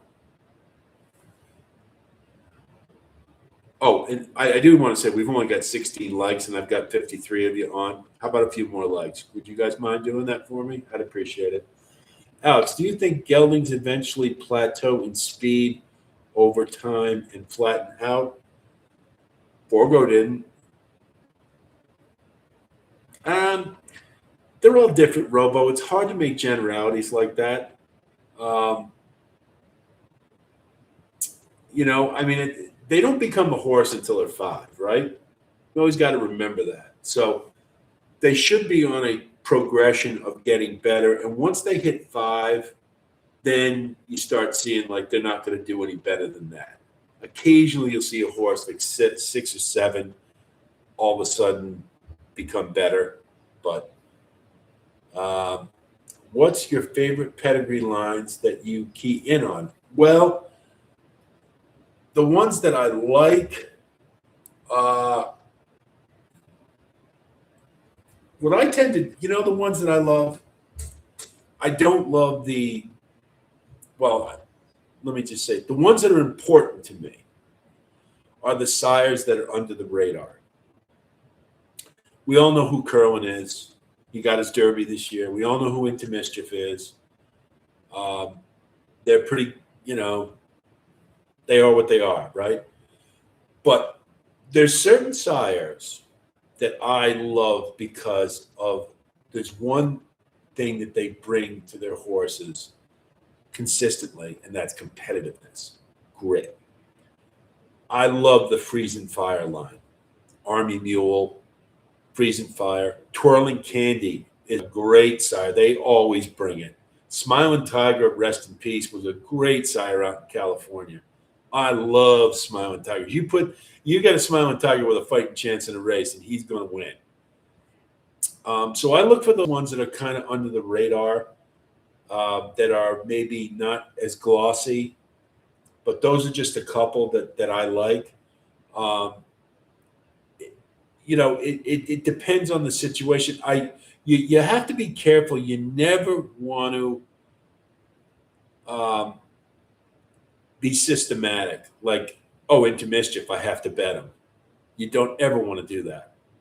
The best thing of all is betting against this Into Mischief when everybody doesn't see what you do.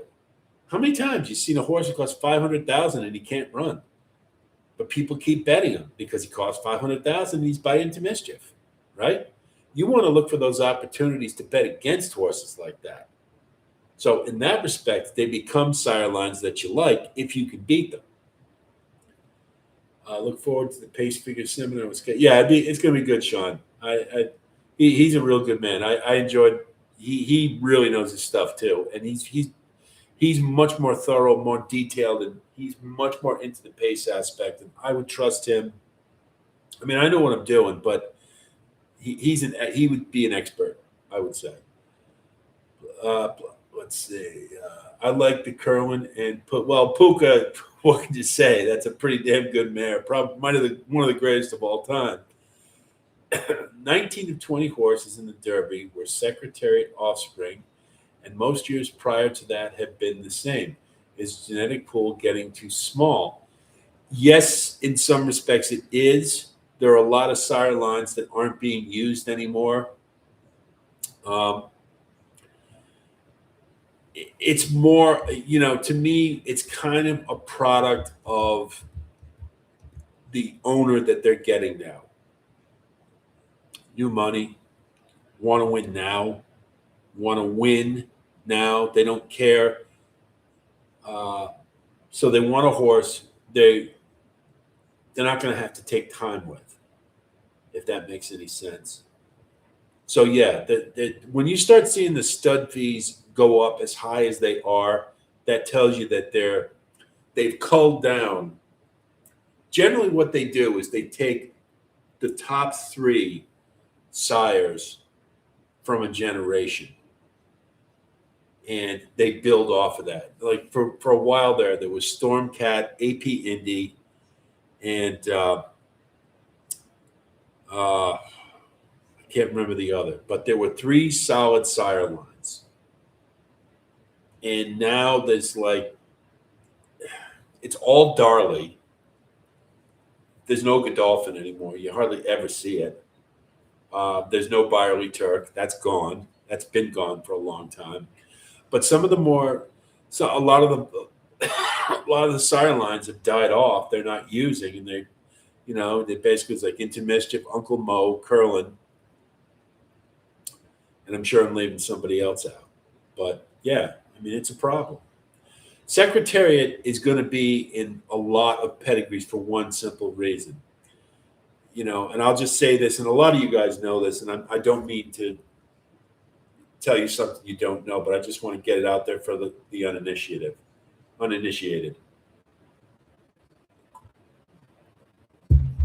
You talk to a lot of people and they go, Secretariat was not a good sire. Well, he had Risen Star, and he had General Assembly, and he had some but Secretariat is one of the best broodmare sires of all time. His is the dam sire of Stormcat, Terlingua. He is the dam sire of AP Indy, Weekend Surprise. He is the dam sire of, he had great fillies, Lady's Secret. I mean, he's a great, but when you see, now I'll give you a little think about when you think about 3-year-olds and who's going to be a good sire and what are they going to do. I would tell you right off the bat, Golden Tempo is going to be an outstanding broodmare sire. Here's why.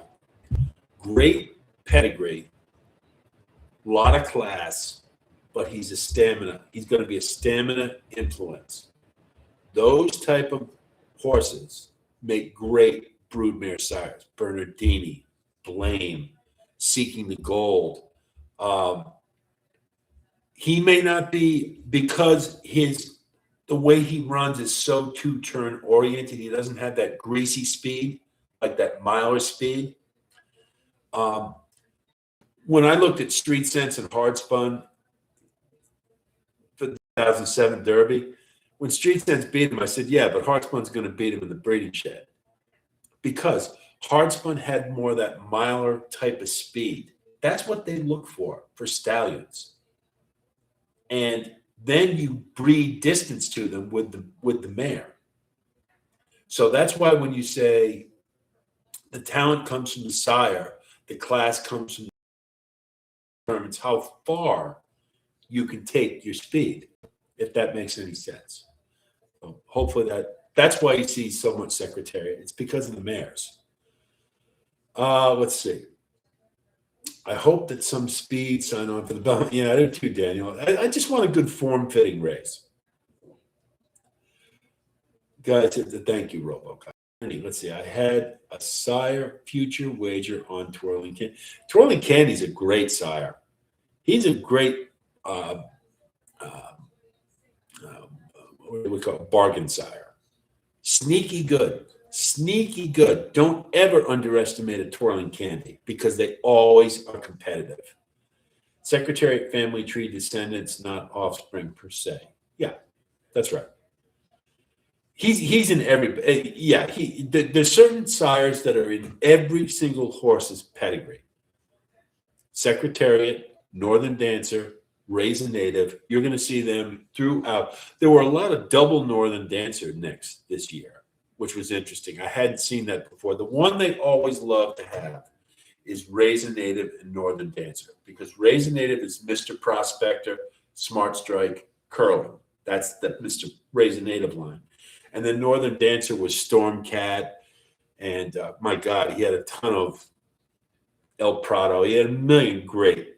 He was the sire of sires. Let's see. My Curlin sire wager won. Good. Excellent. Good for you, Ernie. Ernie, you get a lot of great wagers. You know, you have a lot of cool scores that I never even would have thought about. I'm always impressed by that. I love to see Buck Passer in the pedigree. Yeah, Buck Passer was a hell of a good horse. Claiborne Farm, I saw his grave when I was there. I like Taj Mahal cost $500,000. Right, Sean. Now, you know, there's another thing that probably we could bring up now that's as good a time as any to talk about. And when we talk about maidens, when we do our tutorial about maidens, we'll talk about this. The only time, how much a horse cost means anything is when they're bought. Now, is it important to tell you about expectations for the owners? Yes. But does it mean they can run? No. That Flightline horse that went for $10.5 million, he could be another Green Monkey. Green Monkey cost $13+ million, finished third in the maiden at Saratoga that I saw, never ran again. Courting cost $5 million. He still hasn't done anything. The price doesn't mean anything, but only time it might is when you see the stud fee on a horse is, let's say, like $10,000, and the horse sells for like $300. That must mean he's pretty good. That the confirmation is really good.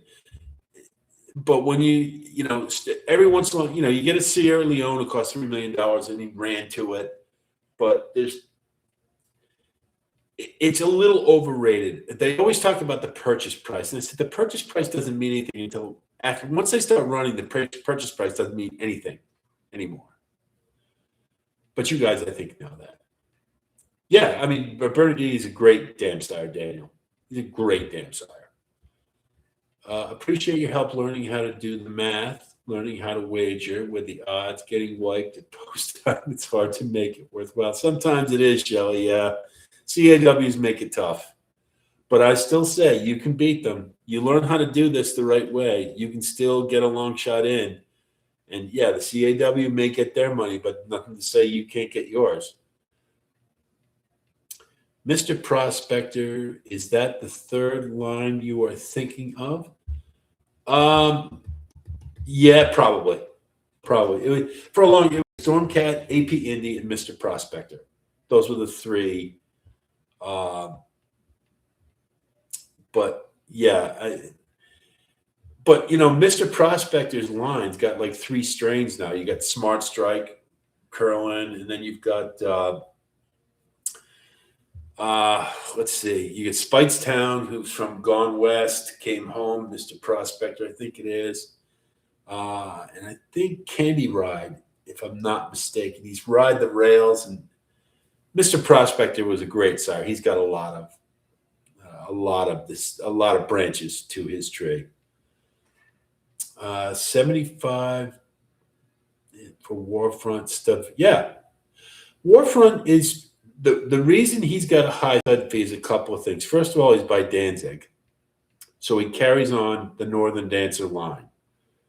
He was a nice horse. Alan Jerkins trained him. I liked Warfront a lot. Great at 7 furlongs. But he has that sprinter miler speed, but he also can get distance. That's what makes him a good sire. And he's good on turf and dirt. Very versatile type of sire. Very hard spun like. He was also by Danzig. Prince of Monaco. I saw Prince of Monaco at Claiborne Farm. I petted him. He's a little one.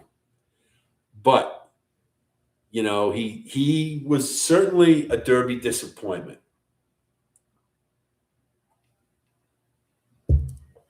But there's a lot of reasons to. If Claiborne Farm thinks he's a good stallion prospect, that would make me feel pretty good. And he's got some good bloodlines. I believe he's by Speightstown. Speightstown's an excellent sire. I'm coming late here, but $40,000 was a steal for Napoleon Solo. Yeah, they got paid yesterday. They made all that back. Yeah, I would say so. Tappet should be a good broodmare sire, Sean. I hate Tappet as a sire. I'll just tell you that right off the bat. You know why? How many Tappets have you seen who can't figure out how to run? Tappet Trice, Tacitus. They can't figure out how. It's all between the ears with Tappets, and they're all straight ahead runners. They have no athleticism. Tappet Trice was like a toss from me in the Derby, or damn near a toss. because he needs so many things to go right for him, and he never could he couldn't put races together. Tappet was like that too. He could run all day, but he couldn't put it together between the ears. What do you know about McKenzie's been pretty good. He's been pretty good, I would say. His have been getting better as they get older. He was becoming his first crop. He got better as the year went on. He's not bad. How many of you fell for the hype on Incredible? All right, Bitcoin. What's going on? What's going on? All right. There was no hype on Incredible. Talking, perhaps. Incredible was a very valid contender for the Preakness. He was too far back. The track was against him. He is just as good as a lot of other horses in there.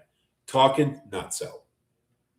And I said, Talking, I would toss normally, but in a race like the Preakness, maybe he's got back class will help him. I don't know.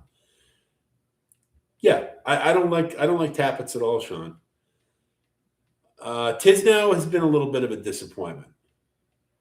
Serious question. Did Swale die of natural causes, or was the mob involved? The mob was not involved, Daniel. He literally got sick. They told me when I was at Claiborne. He just got sick, and he just died. It happens. He had a heart attack and he died. No. I haven't heard anything about that. Nothing. Tappet has signed 4. Yes, that's correct. Because it's a perfect race for Tappets, for horses who can run all day and can run longer than others. I don't want to speculate about stuff like that, taking care of business. Everybody says that after Aladar. Now, Aladar was definitely fishy. A lot of very fishy stuff about Aladar. There's a very good book. There's a very good book about the rise and fall of Calumet Farm. There's definitely something fishy that went on there. But I think that's an isolated incident. Some places, let's see, was Cigar a sire or was he a gelding? Daniel, I believe he was a gelding. Don't quote me on that. Somebody will know. Somebody will bring it up. Talking wasn't very good. It's just talked about, so I said, okay.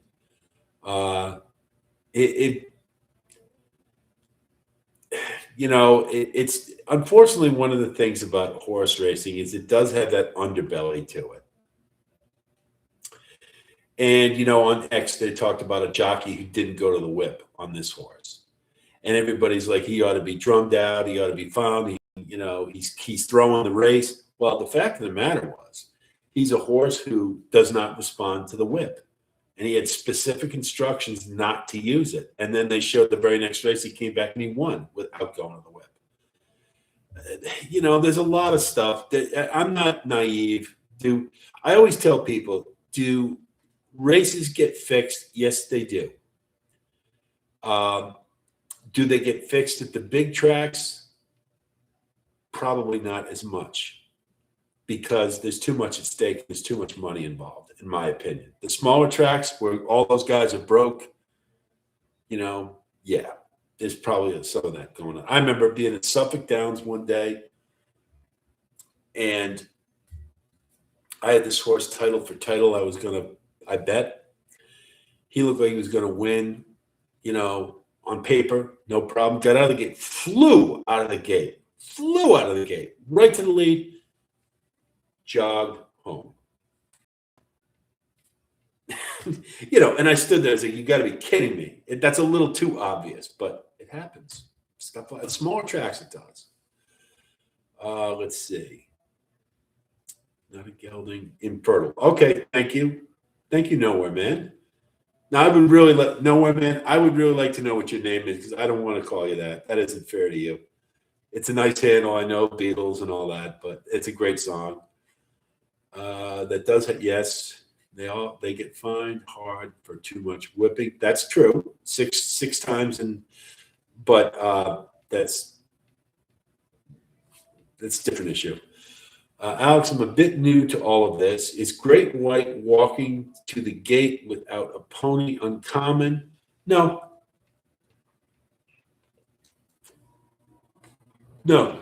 A lot of times, the jockey will deliberately take him away from the outrider just to let him relax, collect himself.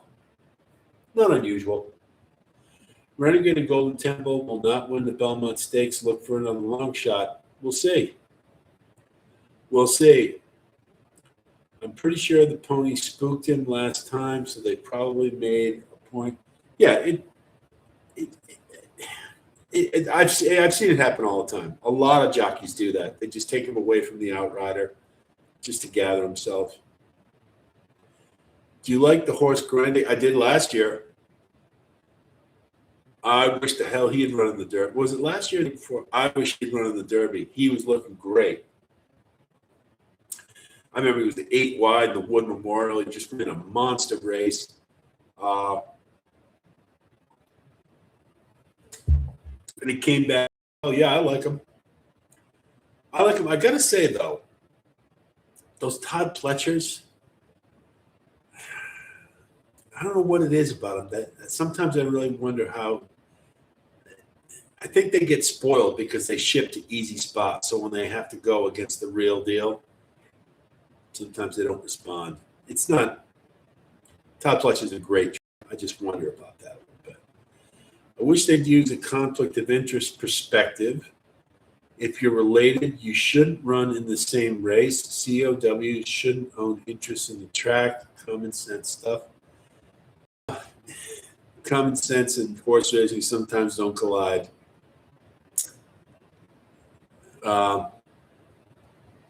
If you're related, you shouldn't run in the same race. Does that mean the Ortiz brothers can't run together? I'm not sure exactly what that means, but I just don't know, Shelley. That's all I'm saying.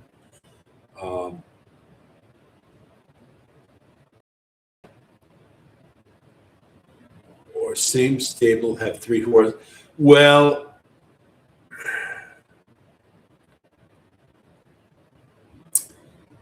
sometimes they have to. Sometimes they have to fill the field. Look out in California. Bob Baffert, I mean, how many 5-horse fields has he had? 3. I hate coupled entries, Nina. Hate them. New York is the only place that still uses them. Or actually, Laurel does too. They had a couple entry on Saturday. There's no reason for a couple entry because, one of them's short price, the other one's not, and it just seems like a conflict of interest to have them under the same number. Run them separately. Saratoga. There's 2 things about Saratoga that I do not like, and I think I'm in the majority on this. The couple entry and the MTO only on all those turf races that they scratch. How many 12-horse turf races have you had at Saratoga that scratch down to like 6, or it goes main track only? They're not gonna. They have a synthetic track now, so you're not going to have that anymore. But Linda Rice used to put in main track only for every turf race. You wonder why she won the training title, because when it goes to the main track, she's got a dirt horse in and can dust those turf horses running on dirt. Would you ever like fixed odds? No. Are going that way, or will the CAWs back out? The CAWs aren't going to back out. That's a reality. Not going to back out. I do not like fixed odds. I'm going to tell you why.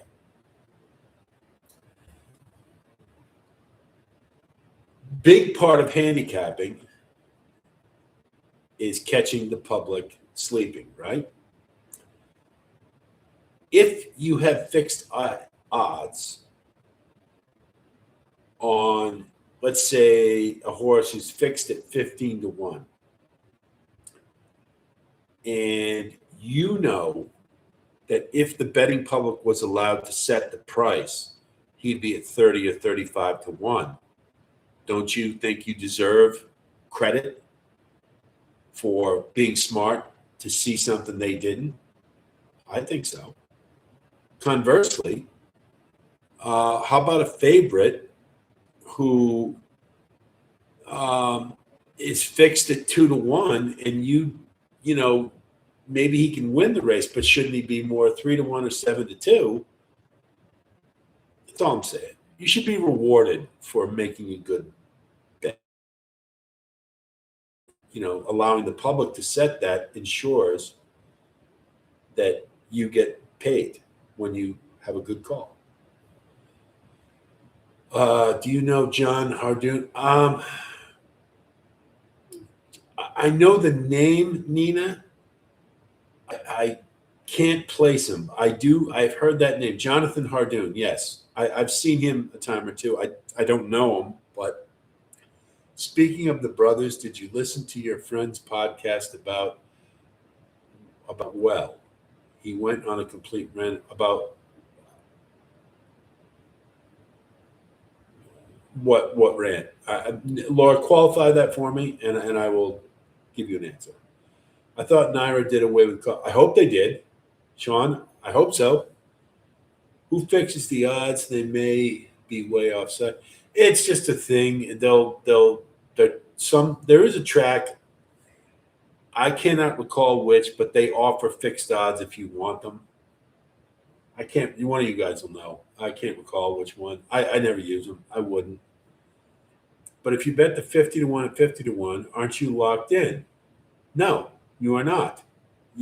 Tyler, you get the odds at post time.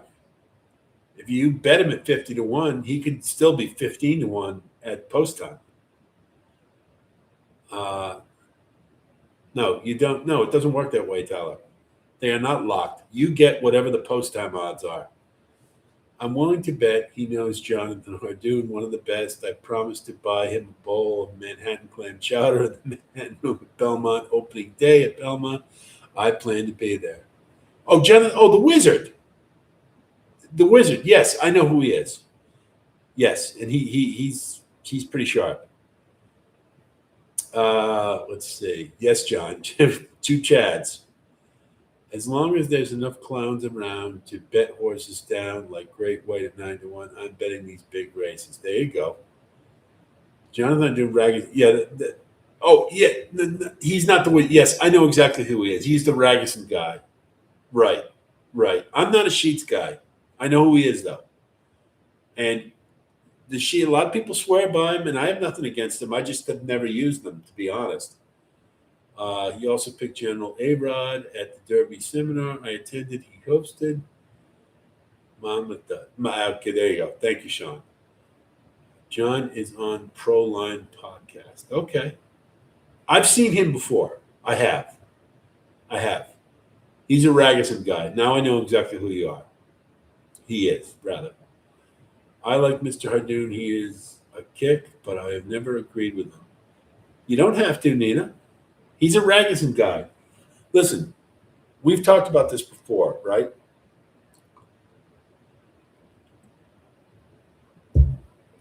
There's races for everybody.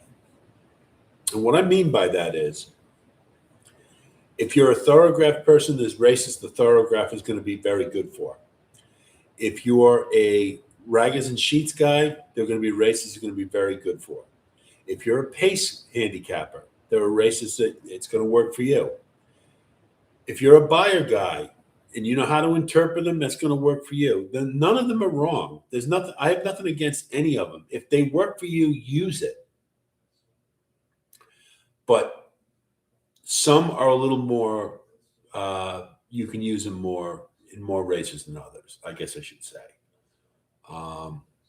Ragusan's been proven to be a very good handicapping tool.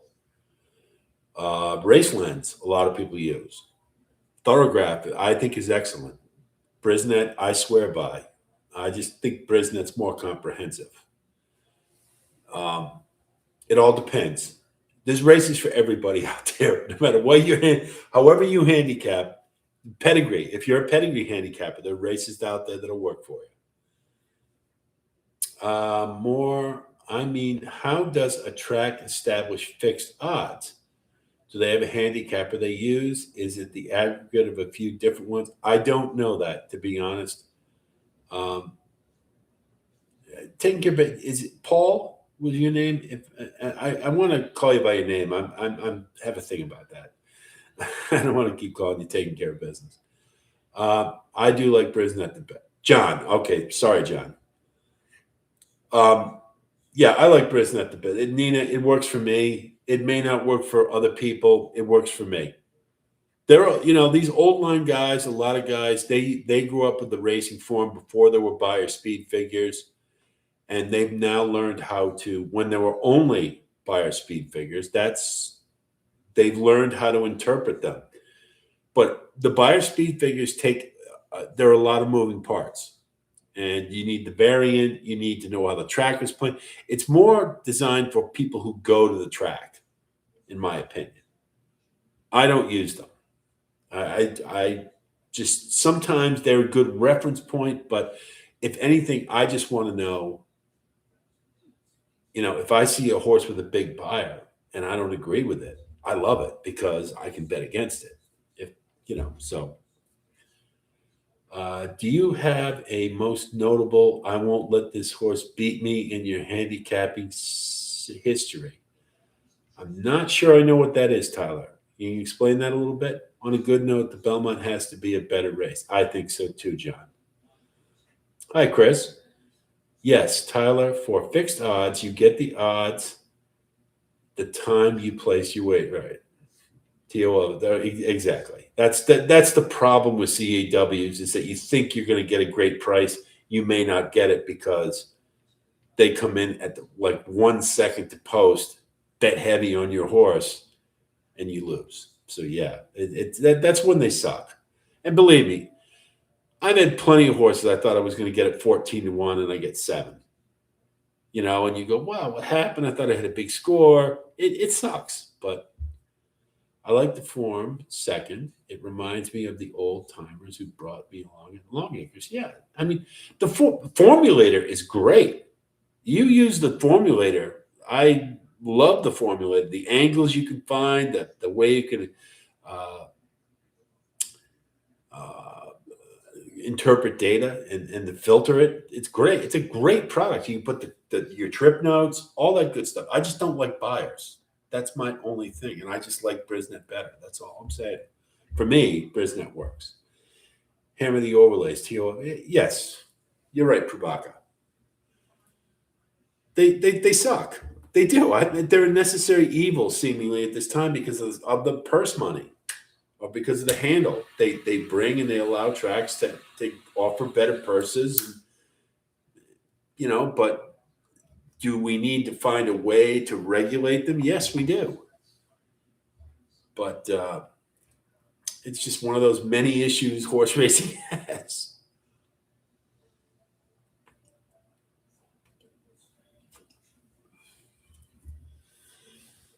What do you think? Are we ready to call it?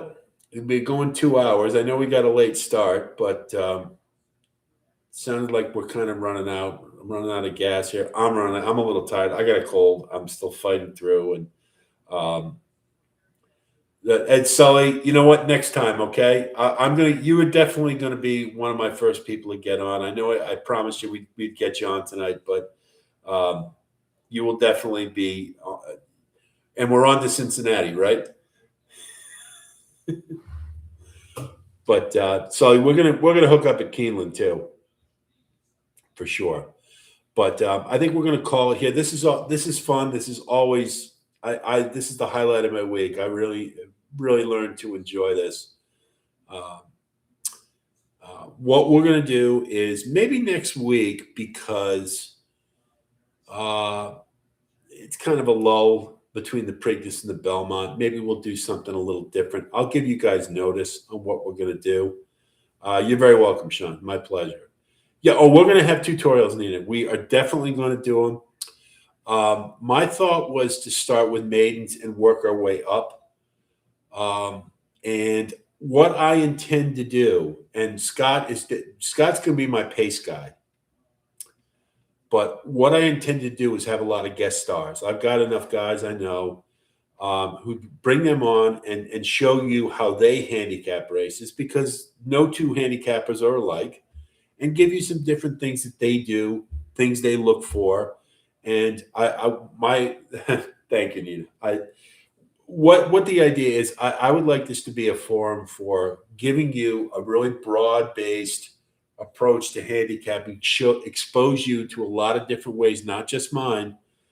And because you may click with somebody else other than me, it's just because I want this to be a place where we learn something.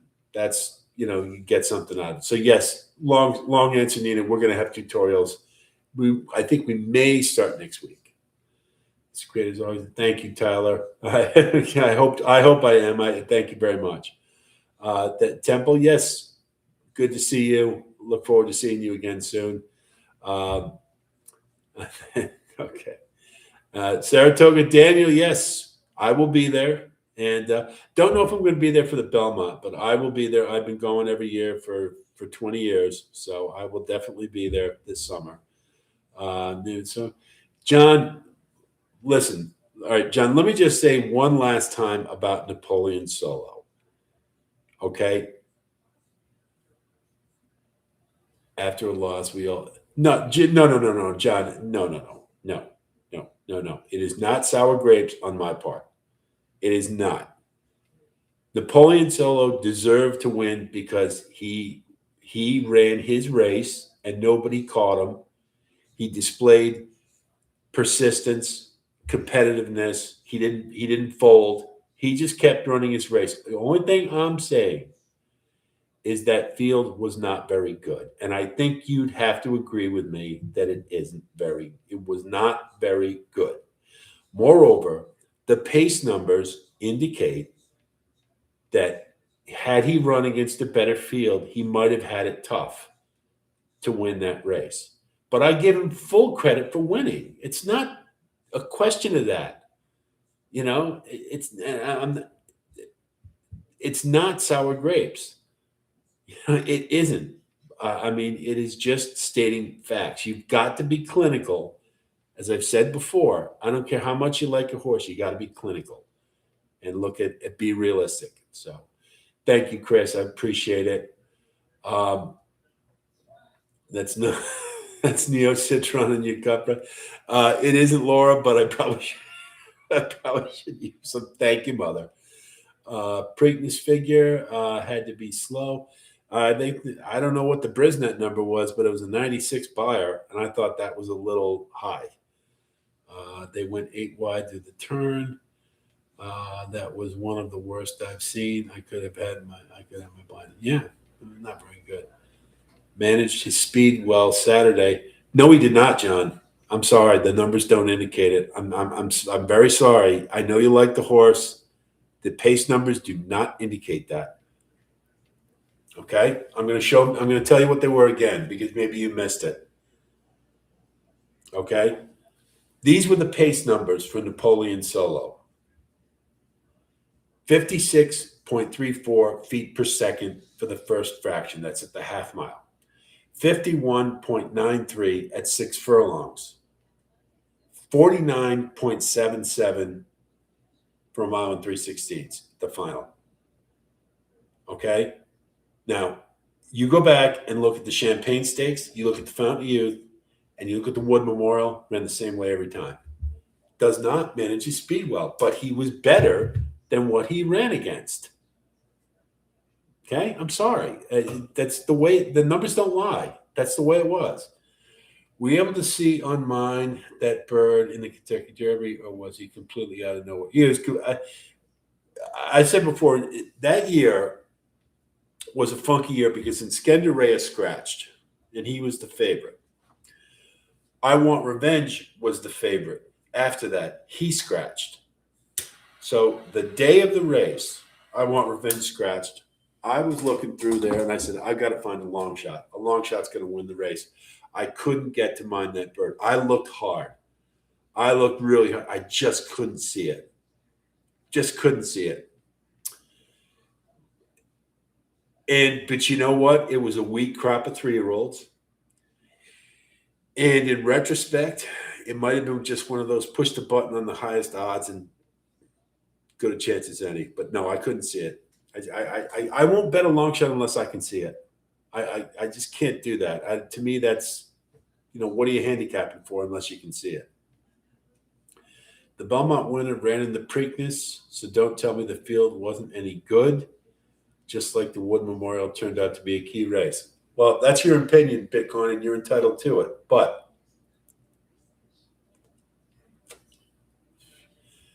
the Belmont winner ran in the Preakness? Who's that? Napoleon Solo? He's not going to win the Belmont. I'm going to tell you that right now. He's not going to win the Belmont. The field was not a good field, Bitcoin. I don't know how you can tell me otherwise. How many people did you hear say it was a grade 3 Preakness? The Wood Memorial, yes, some horses have run better out of the Wood Memorial, but it still wasn't a good race. I'm sorry. You were entitled to disagree, and you've done it respectfully. That's fine with me. I still give the jockey a lot of credit. Yes, I agree. If you watch that race, it was evident. What was evident? Solo not even going to Belmont. He wouldn't win it anyway. Again, I don't. If you like a horse, God bless you. I have no problem with that. The numbers don't lie. You've got to be obvious. I'm sorry. I'm not trying to hate on any horse. And he did win. So, he gets credit. He won the race. When's your next contest? I don't know, Laura. I have to take a look at the schedule. It might be this week. It'd probably be this weekend coming up, I'll guess. I'm going to try to start playing on a regular basis. How bad it was evident. That's right. I landed on Mind That Bird because I was taking care of my friend's cockatoo.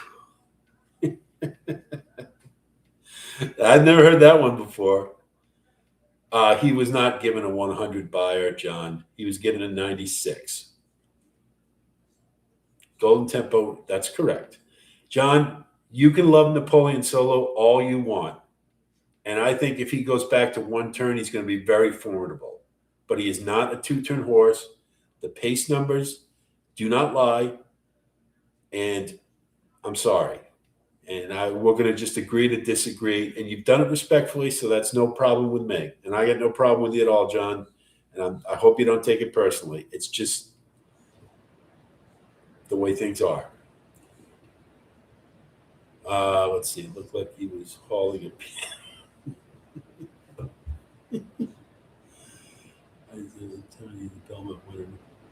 Well, who's the Belmont winner then?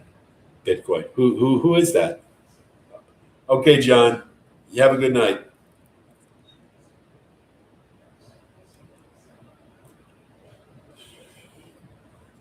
Who's the Belmont winner? Come on, Bitcoin.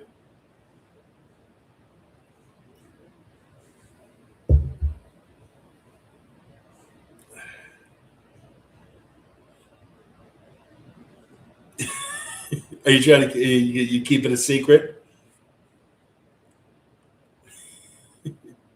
You think it's Oselli, I bet.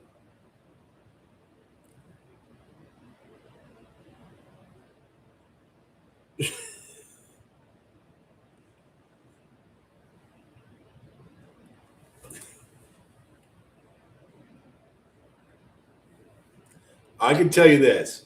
I'll say this, Bitcoin. The Belmont will be a fairer race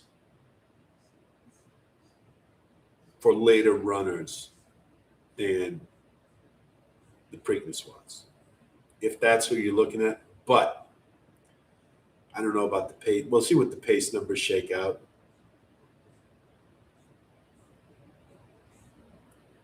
Yeah, you're going to get pedigree's everything in the Belmont, John. Pedigree is so big in the Belmont. When it's a mile and a half, I should say. He doesn't want to change the odds. Could be. Hey, everybody's entitled to keep a secret. I understand that thinking. I'll tell you, if you're ever with me at the races, and you ask me, who do I like?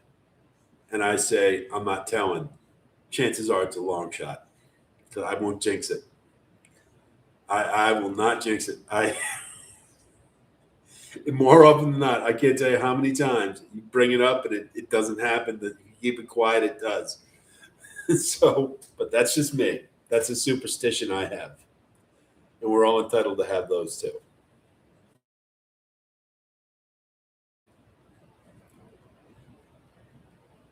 So what do you think? We good?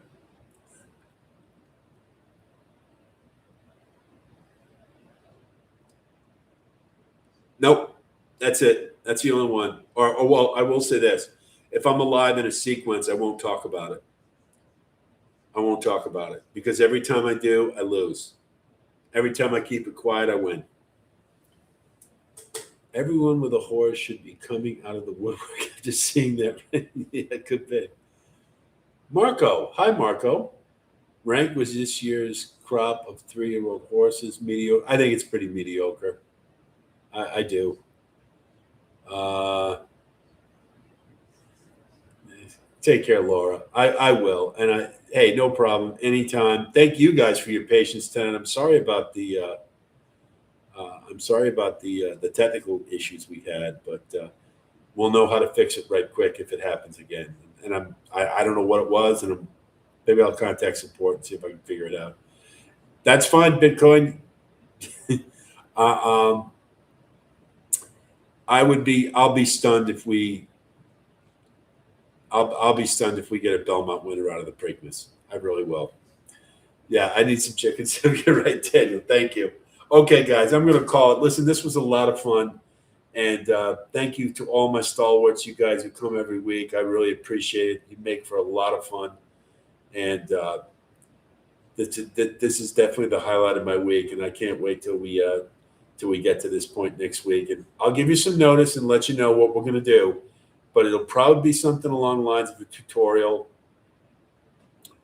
or something of that nature because we've got time till the Belmont. Okay? So, as I always tell you guys, I'll talk to you soon. And until then, be well.